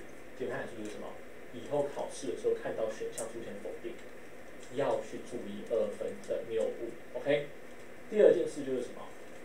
考试的时候看到文章里面有包含不同的时间、不同地点的时候，看第2轮的混淆选项的时候，注意什么？注意时间段或地点段的问题。其他题目不需要去想这件事情 ，OK？ 好，来，接下来下一道题目，我想我们今天就讲这篇文章就好 ，OK？ 我们把它好好的讲完，深入的讲完，会比你去刷很多文章重要 ，OK？ 好，来，我们现在看这篇文章，不是这个题目。好 ，It can be inferred from the passage that the author and the scholars refer to the highlight text, disagree about which of the body aspects of the patents defended in placing infringement suit before a jury。来，请问各位，这句话的问题是什么？他应该讲是什么？作者跟学者会在哪一个点上吵架，对不对？会不同意什么点，对不对？他们在哪一个想法上是不对的，是有冲突的，对不对？现在我们来重新思考这个题目要怎么定位，很简单，就是你要把作者的核心去找出来，作者在哪里去表他的第一态度，学者哪里表达第一态度的，只要把这2个抓出来就可以了。来，我们很快就可以发现一件事情。学者表达的态度是什么呢？在这个地方，对不对？说什么？说是法官的问题导致专利权没办法保障经济发展，对不对？对吧？作者的态度是什么？说你的想法有问题，法官其实没有错，对不对 ？OK， 好，真正会影响的是什么？是法令本身的这个审核程度，对不对？好。来，那现在我来问各位一件事情，你觉得按照刚刚的逻辑来看的话，到底今天这道题目的答案，你的申论回答会是什么？如果我现在问你说，请问你作者跟学者他们不同意什么点，你会怎么回答？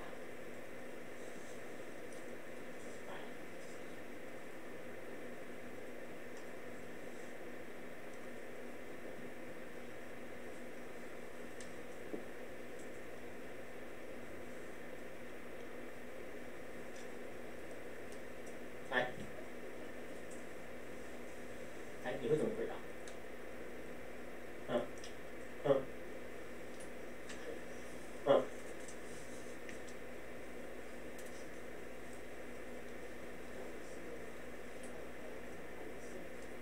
很好，就是这样子 ，OK。这是什么？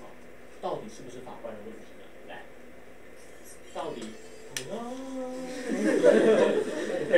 ，OK， 到底是不是法官的问题？对不对 ？OK， 好，来，注意哦，有的同学你去录音，你就会发现，因为我之前都叫同学录音给我听，然后我就发现同学会回答说，哦，这边的回答叫做，哦，到底经济会不会成长？到底专利有没有办法保护经济成长？你自己听你的录音都会发现说，哦，原来我当时的思考抓错，那懂我意思吗 ？OK 哦，好，所以录音很重要。刚刚的同学回答说，到底是不是法官的错，对不对？对吧？到底今天专利没办法保护经济发展，是不是法官的问题，对吧？好，现在我们来看哦。好，来 ，can be inferred from patent， 我刚看到这个地方，现在我看 A 选项 ，whether the patents were granted for inventions that were genuinely useful。来看选项的时候，不用把它字翻译，很快看过去。请问你他在强调什么？他在强调是专利本身是不是很厉害，对不对？我们今天刚刚要怪你是不是法官，对吧？可是因为很明显，刚刚两位人都没有提到说，到底专利到底是不是厉害的专利，所以这边我们就可以把它删掉。B 选项呢说什么？到底今天专利是不是能够保护美国经济的发展？你会发现，刚刚两位同仁都在干嘛？讨论的是不是法官的问题，对不对？而不是在讨论到底美国经济发展到底有没有成长，对不对？所以这个地方我们也会把它删掉。好，那再来 C 选项，到底今天专利是不是很有可能被法官所取消？有没有关联？有没有关联？有关联，认同我意思吗？其实是有关联的，他有讲到法官哦，对不对？他的确是有讲到说法官是不是有去判决，对不对？保留 ，OK 哦，这个选项是要保留的。好，多选项说什么？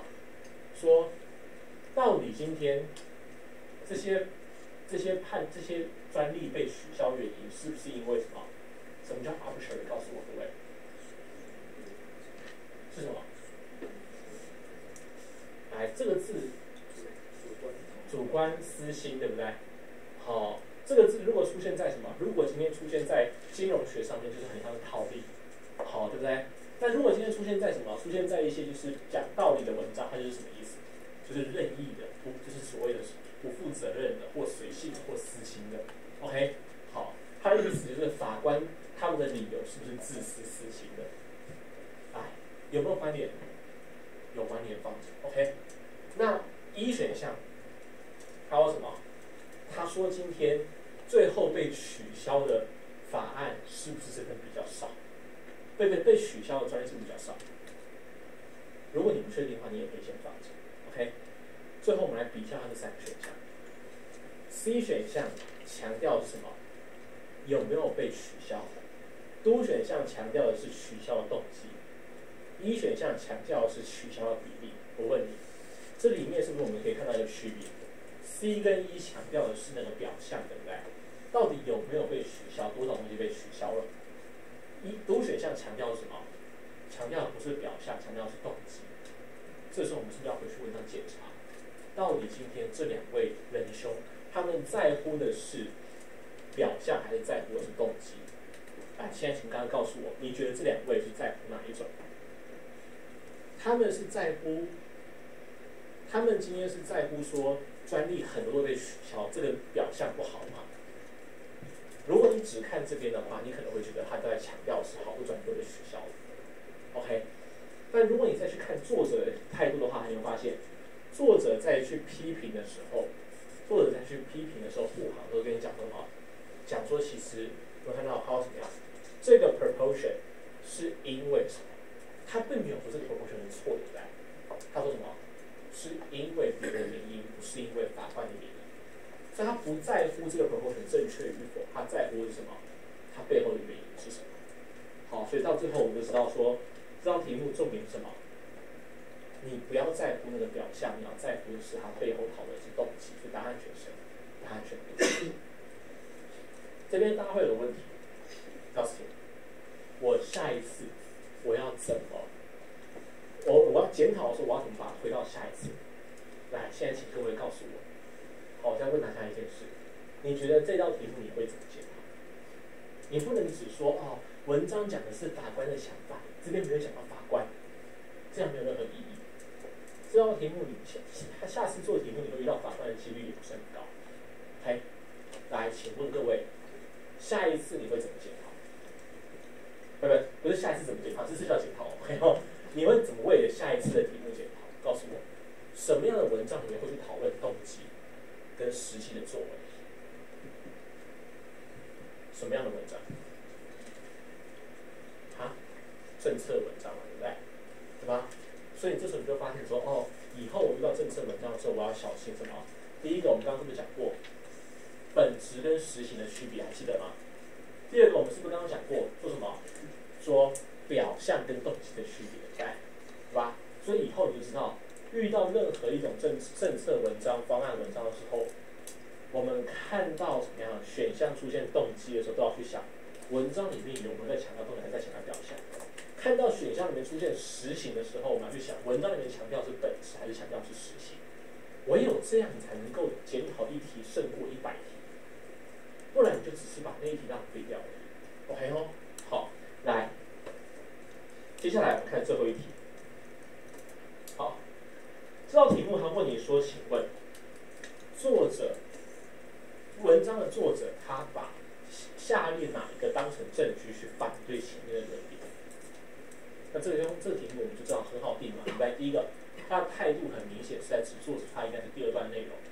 第二个，他的语气很明显是在去问你证据反对前面的论点是什么。那我问你一件事哦，来，这个地方是第二段，这个地方是第二段，还记得我们刚刚说什么吗？第二段它是不是作者是有两种态度，对不对？哪两种语气？第一种语气是什么？第一种语气是作者在这个前半段的地方去干嘛？去讲述什么？去讲述批评，对不对？说你怎么样看不行，怎么样看不行。第二种语气是什么？他批评完之后马上连转和善，对不对？怎么样？他直接换成说跟你讲说为什么，对不对？对吧？这边换跟你讲为什么。OK， 那我问你哦，今天题目要问的是哪一个区块？重新看一下这个题，作者用哪些东西当证据去挑战前面的论点？你觉得第一块还是第二块最像挑战？哎，你觉得是第一块可以去收？你觉得第二块可以去收 ？OK， 注意哦，这个时候其实第一块比较像是什么？攻击，对不对？第二块是什么呢？他没有再去攻击对手，你知道吗？第二块地方已经开始干嘛？靠腰怎么接？好来，第二块他开始干嘛？开始在讲自己的论点，大家懂我意思吗？第一块讲的是说什么？你刚刚讲法官会偏见，我跟你讲没有偏见啊！你看大家都在引用大陆的判决，有偏见他怎么会被引用呢？对不对？这边是什么？这边叫做所谓的攻击。第二段说什么？说其实真正的重点是谁？真正的原因是因为当时的法案有变化，当时的实行有变化。这边就没有在攻击，所以真正要讨论攻击的话，其实还引用的证据在这个地方。好，所以刚刚如果你认为第二块还是重点的，现在各位可以发现自己的问题出在哪里了，对不对？那两个地方，第一个就是你在看题干的时候，你并没有去注意到语气，你可能就只会以为作者是怎么回应前面，但你没有去想过说这个回应是属于负面的回应，还是属于正面的取代观点。好，如果他这边问题是作者会用什么样的解释来取代前面的论点，那就会定第二段。他今天这边问点是作者会用什么样的证据来反对前面，那就会是什么？第一小段。OK 好，所以总而言之就是什么？当你发现你定错位的时候，你也可以自然发现说自己在审题干上面抓语气上并没有做得很好。OK 好，再来，那现在我问各位一件事，现在我们知道是第一段内容，是这一小段内容。现在我们来思考一下你的申论回答会是什么。等一下我问你的问题是，作者用什么样的证据来反驳第一段就学者的看法？来，现在让我们来思考一下，你会怎么回答？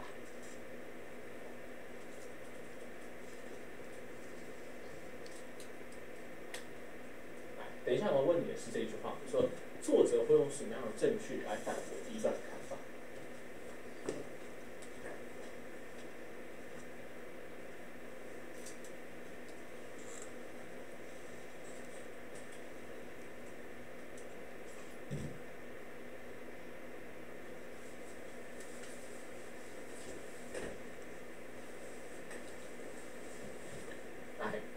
各位，还 OK 吗？好，我靠腰了，不好意思，我以为这个是整个文章，不好意思，刚刚我误会各位同学了哈。我刚刚讲的第一段、第二段，其实应该指的是什么？应该指的是那个，就是应该不好意思，我来跟大家更正一下哈。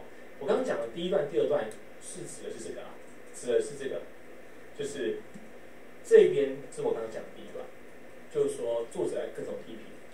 这个边是我刚刚讲的第二段，是什么？没有 ，OK， OK， 来，这边是我刚刚讲的第一段，就是我刚刚讲的作者在批评，作者是我刚刚讲的第二段是什么？是作者来开始去建构论点。好，所以刚刚不好意思，我这边可能只有看错，其实应该是什么？刚刚同学其实这边这一整段都当证据，好不好？这都当证据没错。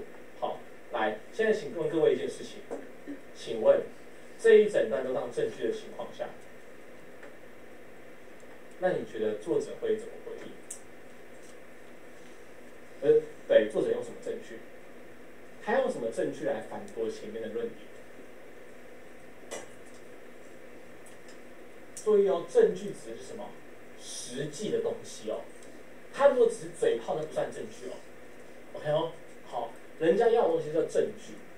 如果只是嘴炮不算证据哦，他要的语气是让你拿实际的东西、数据啊或什么东西。来，请问各位，来，你觉得他的证据是什么？反例。那你觉得答案会只写反例2个字吗？不会嘛，对不对？再来试试看，像什么反例？对，之前的时间。来，假设今天你是在面试，最后一关了，英文阅读这一关，好，面试官最后一个问题了 ，OK， 好，然后你旁边有一个很帅，可能会讲得比你好的人，你要怎么样过这一关？当面试官问你说，我们刚刚读到这篇文章里面，作者是用什么样实际的证据来反驳前面他很讨厌的学者？你会怎么回答他？之前学者所就是采用的方式，在之前的时间是什么？之前学者所采用的方式，在之前的是行不通的。好，来各位先记住这个回答啊。好，刚刚这位同学的回答说，这个学者之前所采用的方式是什么？哦，我忘了。好，所采用的方式在之前是行不通的，对不对？好，听起来好像有回答到，但是你会发现说，用这样的回答去看5个选项，你发现你完全无法选择。那懂我意思吗？那代表什么意思？来问各位，刚刚这个回答去看5个选项完全无法选，代表什么意思？刚刚这个回答，他刚刚这位同学讲的是说，是学者在之前所用的方法是行不通的，对不对？对吧？还记得吗？还记得哦。学者之前用的方法是行不通的，结果回去文章看了之后，发现一件事情，就回来这边看了之后发现一件事情，没有一个选项对到。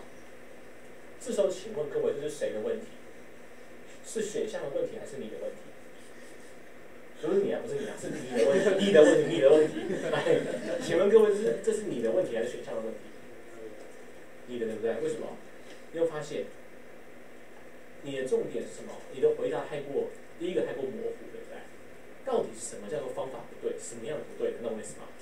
第二个是什么？人家问你是证据，结果你讲出的是什么？一个指控，你有发现吗？他用什么证据说不对？结果你这样跟他讲方法不对，对不对？对吧？来，重新问大家一下，请问你这边我们可以知道到底今天作者是用什么样的证据来证明过去的学者是有问题？来，有同学很想要回答。好，请讲。他们拿之前的引用的数量跟后来的数量。很好 ，OK， 很好。他拿出的唯一实际证据是什么？就是你看之前的判决，后来还是被引用，对不对？对吧？既然判决流芳百世，代表这个判决还是有公信力的，对不对？这就叫证据，那懂我意思吗 ？OK 哦，好，所以各位要注意哦。像你刚刚的问题，不是只有你一个人会犯，这个其实我们很多人回家都会犯。不信的话，你自己录音就会发现。好，你想自己录音很有趣哦。你第一个礼拜录完音之后，你回家去回放，你发现你在鸡头。OK 啊，这是什么意思？就是你很多时候你自以为的回答，后来回去回放听了就觉得说，怎么我会讲这种东西出来？然后会词不达意，有的时候什么跟题干对不起来，有的时候什么是你的回答跟最后的选项差的太多。这时候你就会发现一件事情，就是什么？你以前检讨针对选项检讨是没有意义的，为什么？你自己的思考都很不好，去检讨选项，那就是什么？那个不就是本末倒置吗？那懂我意思吗 ？OK， 像刚刚的同学，他的检讨让我看出的问题是什么？第一个，没有去真的去理解题目要求的意思，他人要问的是证据，结果你去用一个指控跟他讲说之前学的就有问题了，它只是一个指控，对不对？第二个，就算有问题，没有明确讲出什么问题，要怎么选选项？这样等到你看到选项之后，仍然没办法去筛选。就是为什么很多同学把题目做很慢的原因，因为自以为自己懂了，但是实际上什么都没有懂，那懂我意思吗？好，现在我们已经知道了。好，刚刚同学讲了一个很好的东西，很明确的回答，叫做引用的资料，对不对？引用过去的判决还是一样多，代表什么？判决品质没有问题，法官没有偏见。现在我们来看，这些选项里面，好 ，A 选项说什么？说判决，这个就是对人们不利判决的数量，你会发现是谁引用了对专利人不利判决的数量？其实是旧的学者，对不对？旧学者认为说很多法官都判他们不利，所以他们法官一定是有问题。所以 A 选项是什么？是态度错误，他用到的是旧态度。OK。B 选项说什么？所有判决的数量。那我问你哦，作者在乎所有判决多少吗？我们刚刚在乎的是什么？判决本身的品质，对不对？对吧？好，既然人家在乎的是判决的引用数量，在于判决的品质，就不会去在乎判决本身的数量多少。OK。第三个，这就是刚刚我们的回答，对不对？对吧 ？OK。所以你看，刚刚的同学的录音，如果他有录音的话，他播放出来检讨，就会发现一件事情，在这一题上，我不需要去花过多的时间去检讨。为什么？因为你自己的回答跟正确答案的方向重合，代表说你并没有去误解任何的东西。OK。好，但如果你发现自己的回答没办法对到正确答案的话，你就可以去检讨有什么样的问题。比如像我问大家一件事情，来，请问你，如果我自己的回答都做前面的人有问题，结果选项跟我讲说，这个选项意思是什么？法官引用的数量，请问这两个回答像吗？像吗？我的回答叫做前面的人方法有问题，结果这个选项跟我讲说法官引用数量不像，对不对？我们就要去深入去想不像在哪里，这样懂我意思吗 ？OK， 不像的原因是什么？第一个，为什么我的回答是反驳，他的回答是一个证据，是不是代表我题干理解错误？第二个，是不是我今天我抓到的是细节，然后呢，我抓到的东西太模糊，他抓到的是比较具体，我下次是不是要把人的话说得更具体，对不对？那懂我意思吗 ？OK 哦，好，来，再来多选项说什么 ？The fact that the proportion of judicial decisions in favor of the patents began to increase during the 1830s。他说，法院判决的比例，好，赞同什么？赞同这个就是 patent 的比例，好，赞同就是专利持有人的比例，后来上升了。来，后来上升，这个是被谁拿来当证据？被旧学者拿来当证据的，还记得吗？旧学者就是说什么？后来上升代表法官变成公正，来，他也是什么？态度方向错了。OK， 那一选项呢？一选项这边就很好玩哦，大家问各位一件事，这是不是作者讲过的东西？作者有没有最后讲说？其实后来专利的适用有改善，有吗？还记得吗？作者后来最后有没有讲说对专利的适用有改善？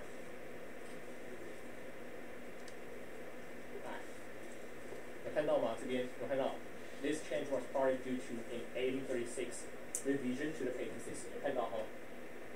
他其实后来要讲到专利的适用其实是有改善的，但是为什么这个选项不会是正确答案？来，这不是作者讲的吗？的确啊，的确，今天文章里面作者在最后一句话有讲到说专利的适用后来有改善，但为什么这个选项不是正确答案呢？思考一下。来，什么？对，重点是什么？重点是今天我们要问的是反对证据，对吧？结果你把一个不是拿来反对，而是拿来干嘛？重新解释的一个武器拿过来，他的态度方向就会错了。看懂我意思吗？好，所以一选项虽然他的是作者讲，但他的态度并不是拿去反对别人的态度，而是干嘛？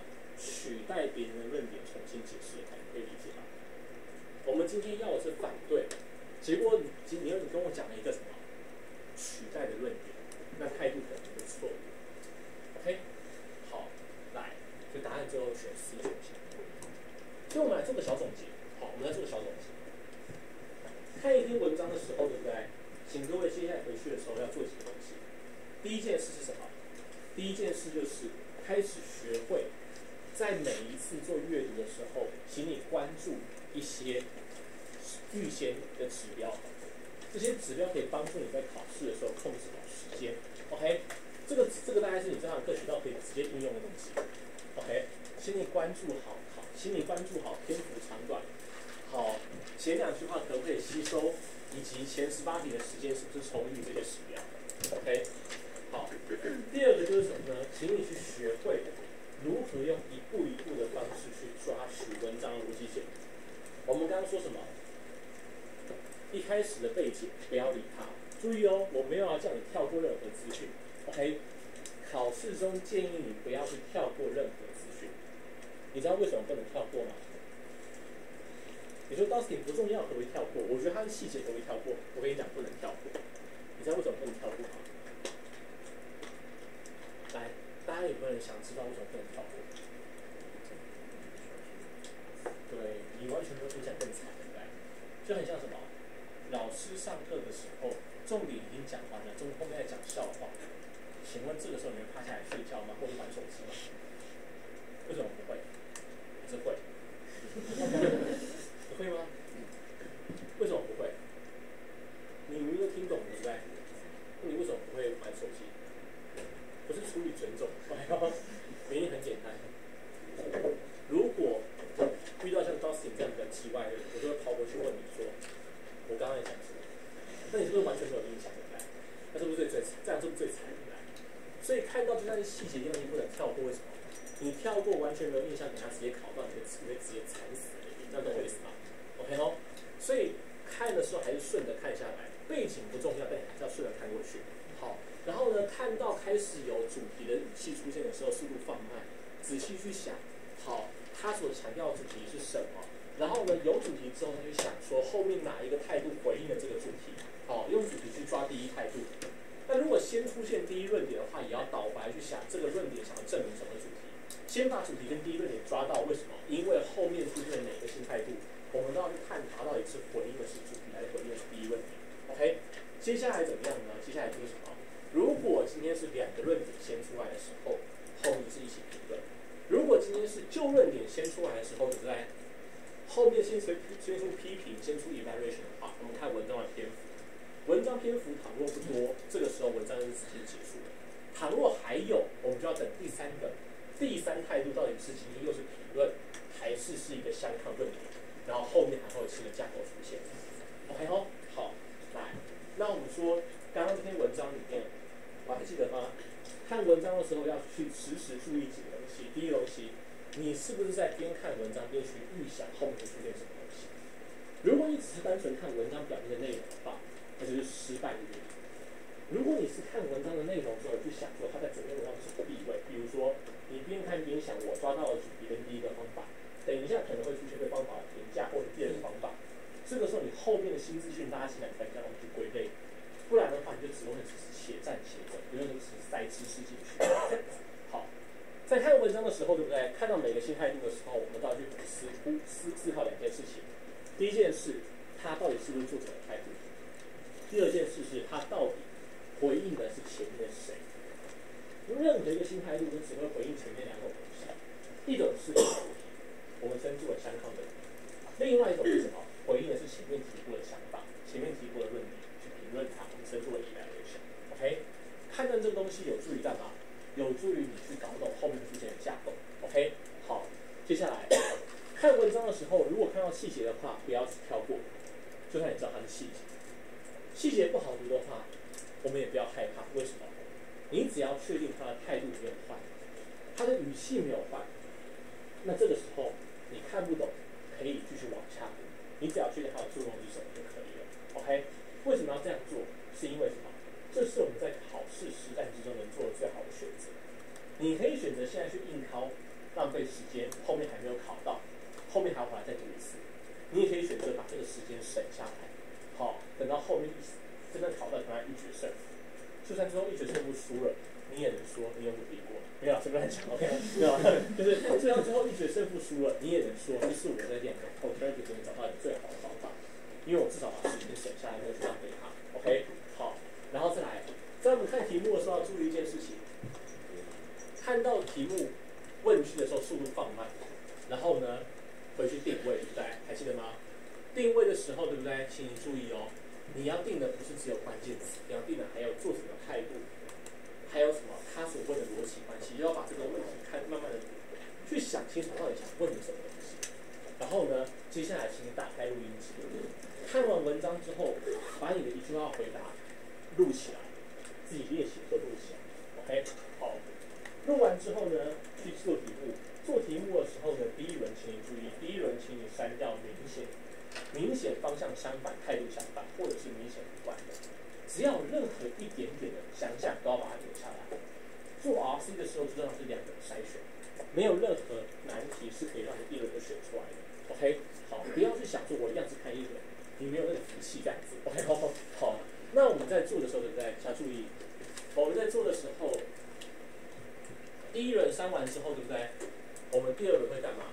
先停下来重看一次2个选项，去想出它的差别是什么。每一种混淆选项最后都有差别。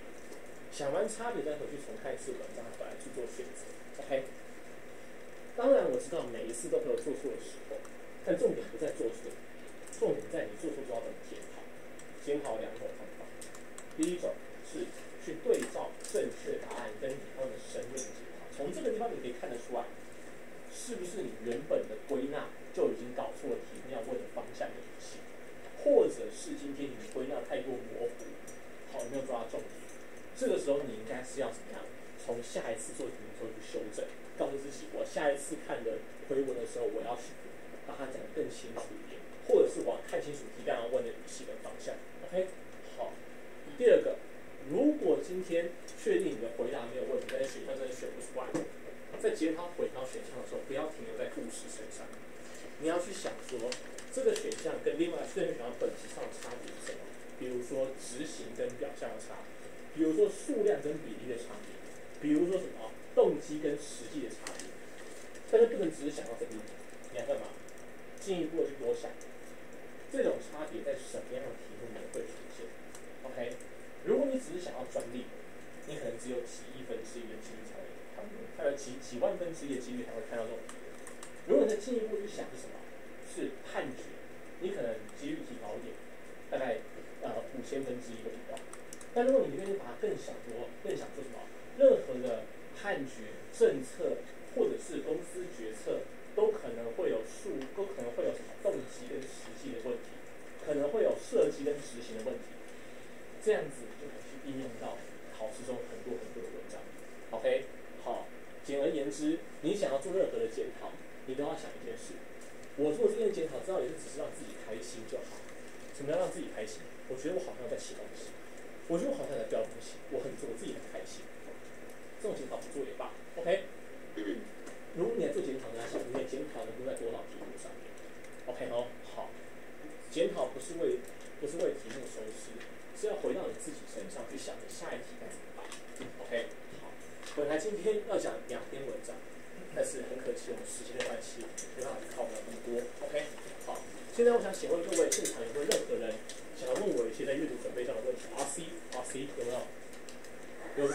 有，就是你的准备上，你可能会卡到一些问题，卡到音之类的。OK， 有没有任何人想问？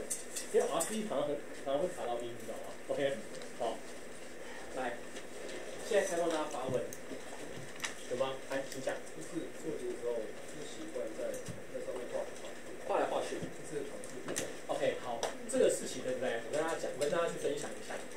很多人在做题的时候都有画在纸上的习惯，对不对？好，这个习惯呢，其实是比较留下来的。为什么？因为呢，之前就有同学在考试都自作聪明，认为说那个 standard 的笔是油性，是水性。他会在荧幕上面画来画去这样，然后你知道吗？他大概就画了3题了，就不能再画，为什么？他想要用手把它擦掉，都发现擦不掉，然后呢越擦越黑，你知道吗？人家那个打游戏对不对？是随着打游戏兵生产越多，地图越开越大。他是做题做的越多，荧幕越黑，你知道吗？战争荧幕越开越多，最后呢被取消成绩，被禁考。OK， 好，破坏公务这样子。好，所以第一个，我们当然不能在荧幕上面画，对不对？但重点是，来，我们能不能做一个取代荧幕的东西？可以啊。什么意思？你拿你的这个笔记纸，比如说你在做阅读的时候，你就是画一个跟阅读相同大小的格子。你想要做任何，你觉得哪些关键字是需要记的位置，你把它画在那个相应的位置上。你觉得哪些架构是需要去跨区块，你把它画在那个格子上？比如说今天我们刚刚看到这篇文章，你学习考试的时候，你想要去画一些区块，你不需要去把这个区块画在上面，你可以怎么样？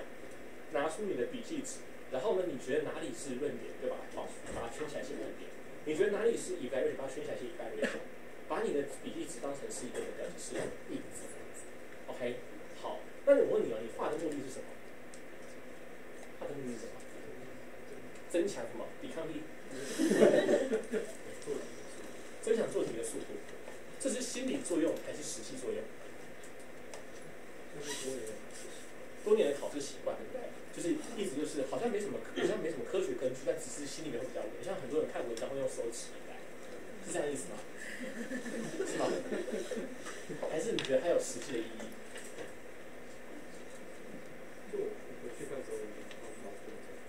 哦，可是问题是你画的时候你会去记任何人，所以你是想要知道它的位置是吗？对。但如果想知道位置的话，这个方法就可以解决了，对不对？为什么？因为你可以去记得它的位置。那如果是实际作用的话，可以怎么样？教你，你可以左手画，哦，我是左撇子，我左手画。你的左撇子很难过，你知道吗？考试的时候写数学特别难过，为什么？算式写到一半，后面就不见了，这样子。然后算式都在这边，我真的很难过，你知道吗？对，你可以怎么样？你可以右手画，对不对？左手在上面指 ，OK， 好，你可以这样子，就是等于说一方面帮助自己记忆力，然后一方面怎么样去写一些笔记这样子 ，OK。如果你是为了只是让自己专心的话，那你用手在屏幕上指是没有问题的，那个考场人员应该不会管你。但如果你是为了想要让自己记得位置的话，对不对？你就用这个方法，在笔记纸上画一个相应的格子，然后把自己想记的东西圈在相应的地方，这样也是可以对的，对吧 ？OK 哦，好，对，其实用手指什么东西，这个是有科学根据的。好，大家有没有看过火车司机员开车？有看过吗？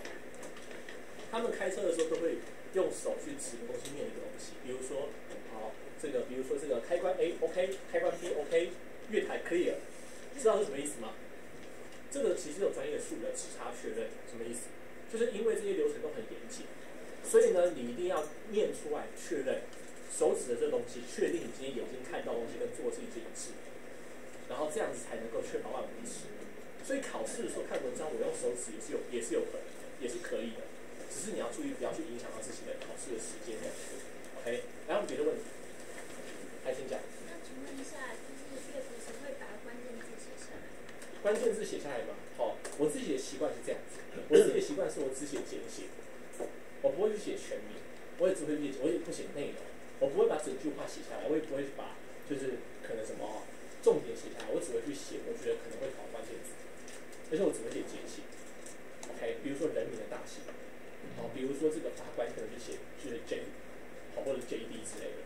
对，笔记上不能写内容，你知道为什么吗？我问各位一件事情。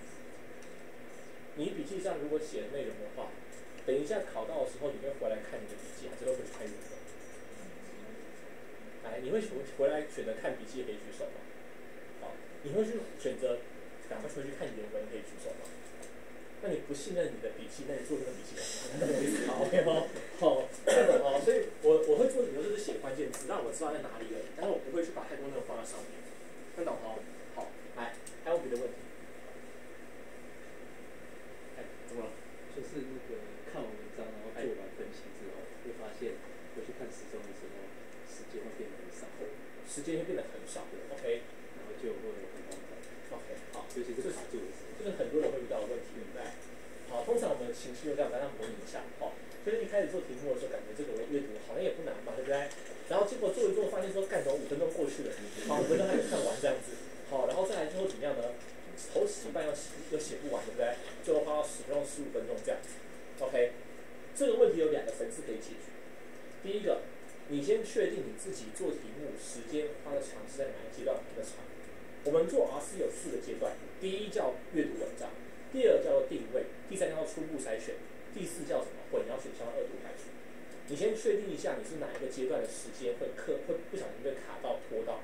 然后针对这个做加强，比如说，你如果说阅读会被卡的，是第一遍阅读卡到多少，你再去想，到底是因为单词不懂，还是因为长难句，还是因为架构抓不出来，还是因为语气词抓不到，还是因为题材不对位这样子 ，OK？ 好，抓那个去深入挖掘哪个点，会导致你时间花的长，那懂我意思吗？好，绝对不能够，因为很多同学问我很简单，不能问一个很奇怪的问题，说到底，我觉得我阅读做好，那我该怎么办？是不是好像是什么样？好像是我跑去跟你讲说，我最近觉得身体很不舒服啊，怎么办？你知道吗？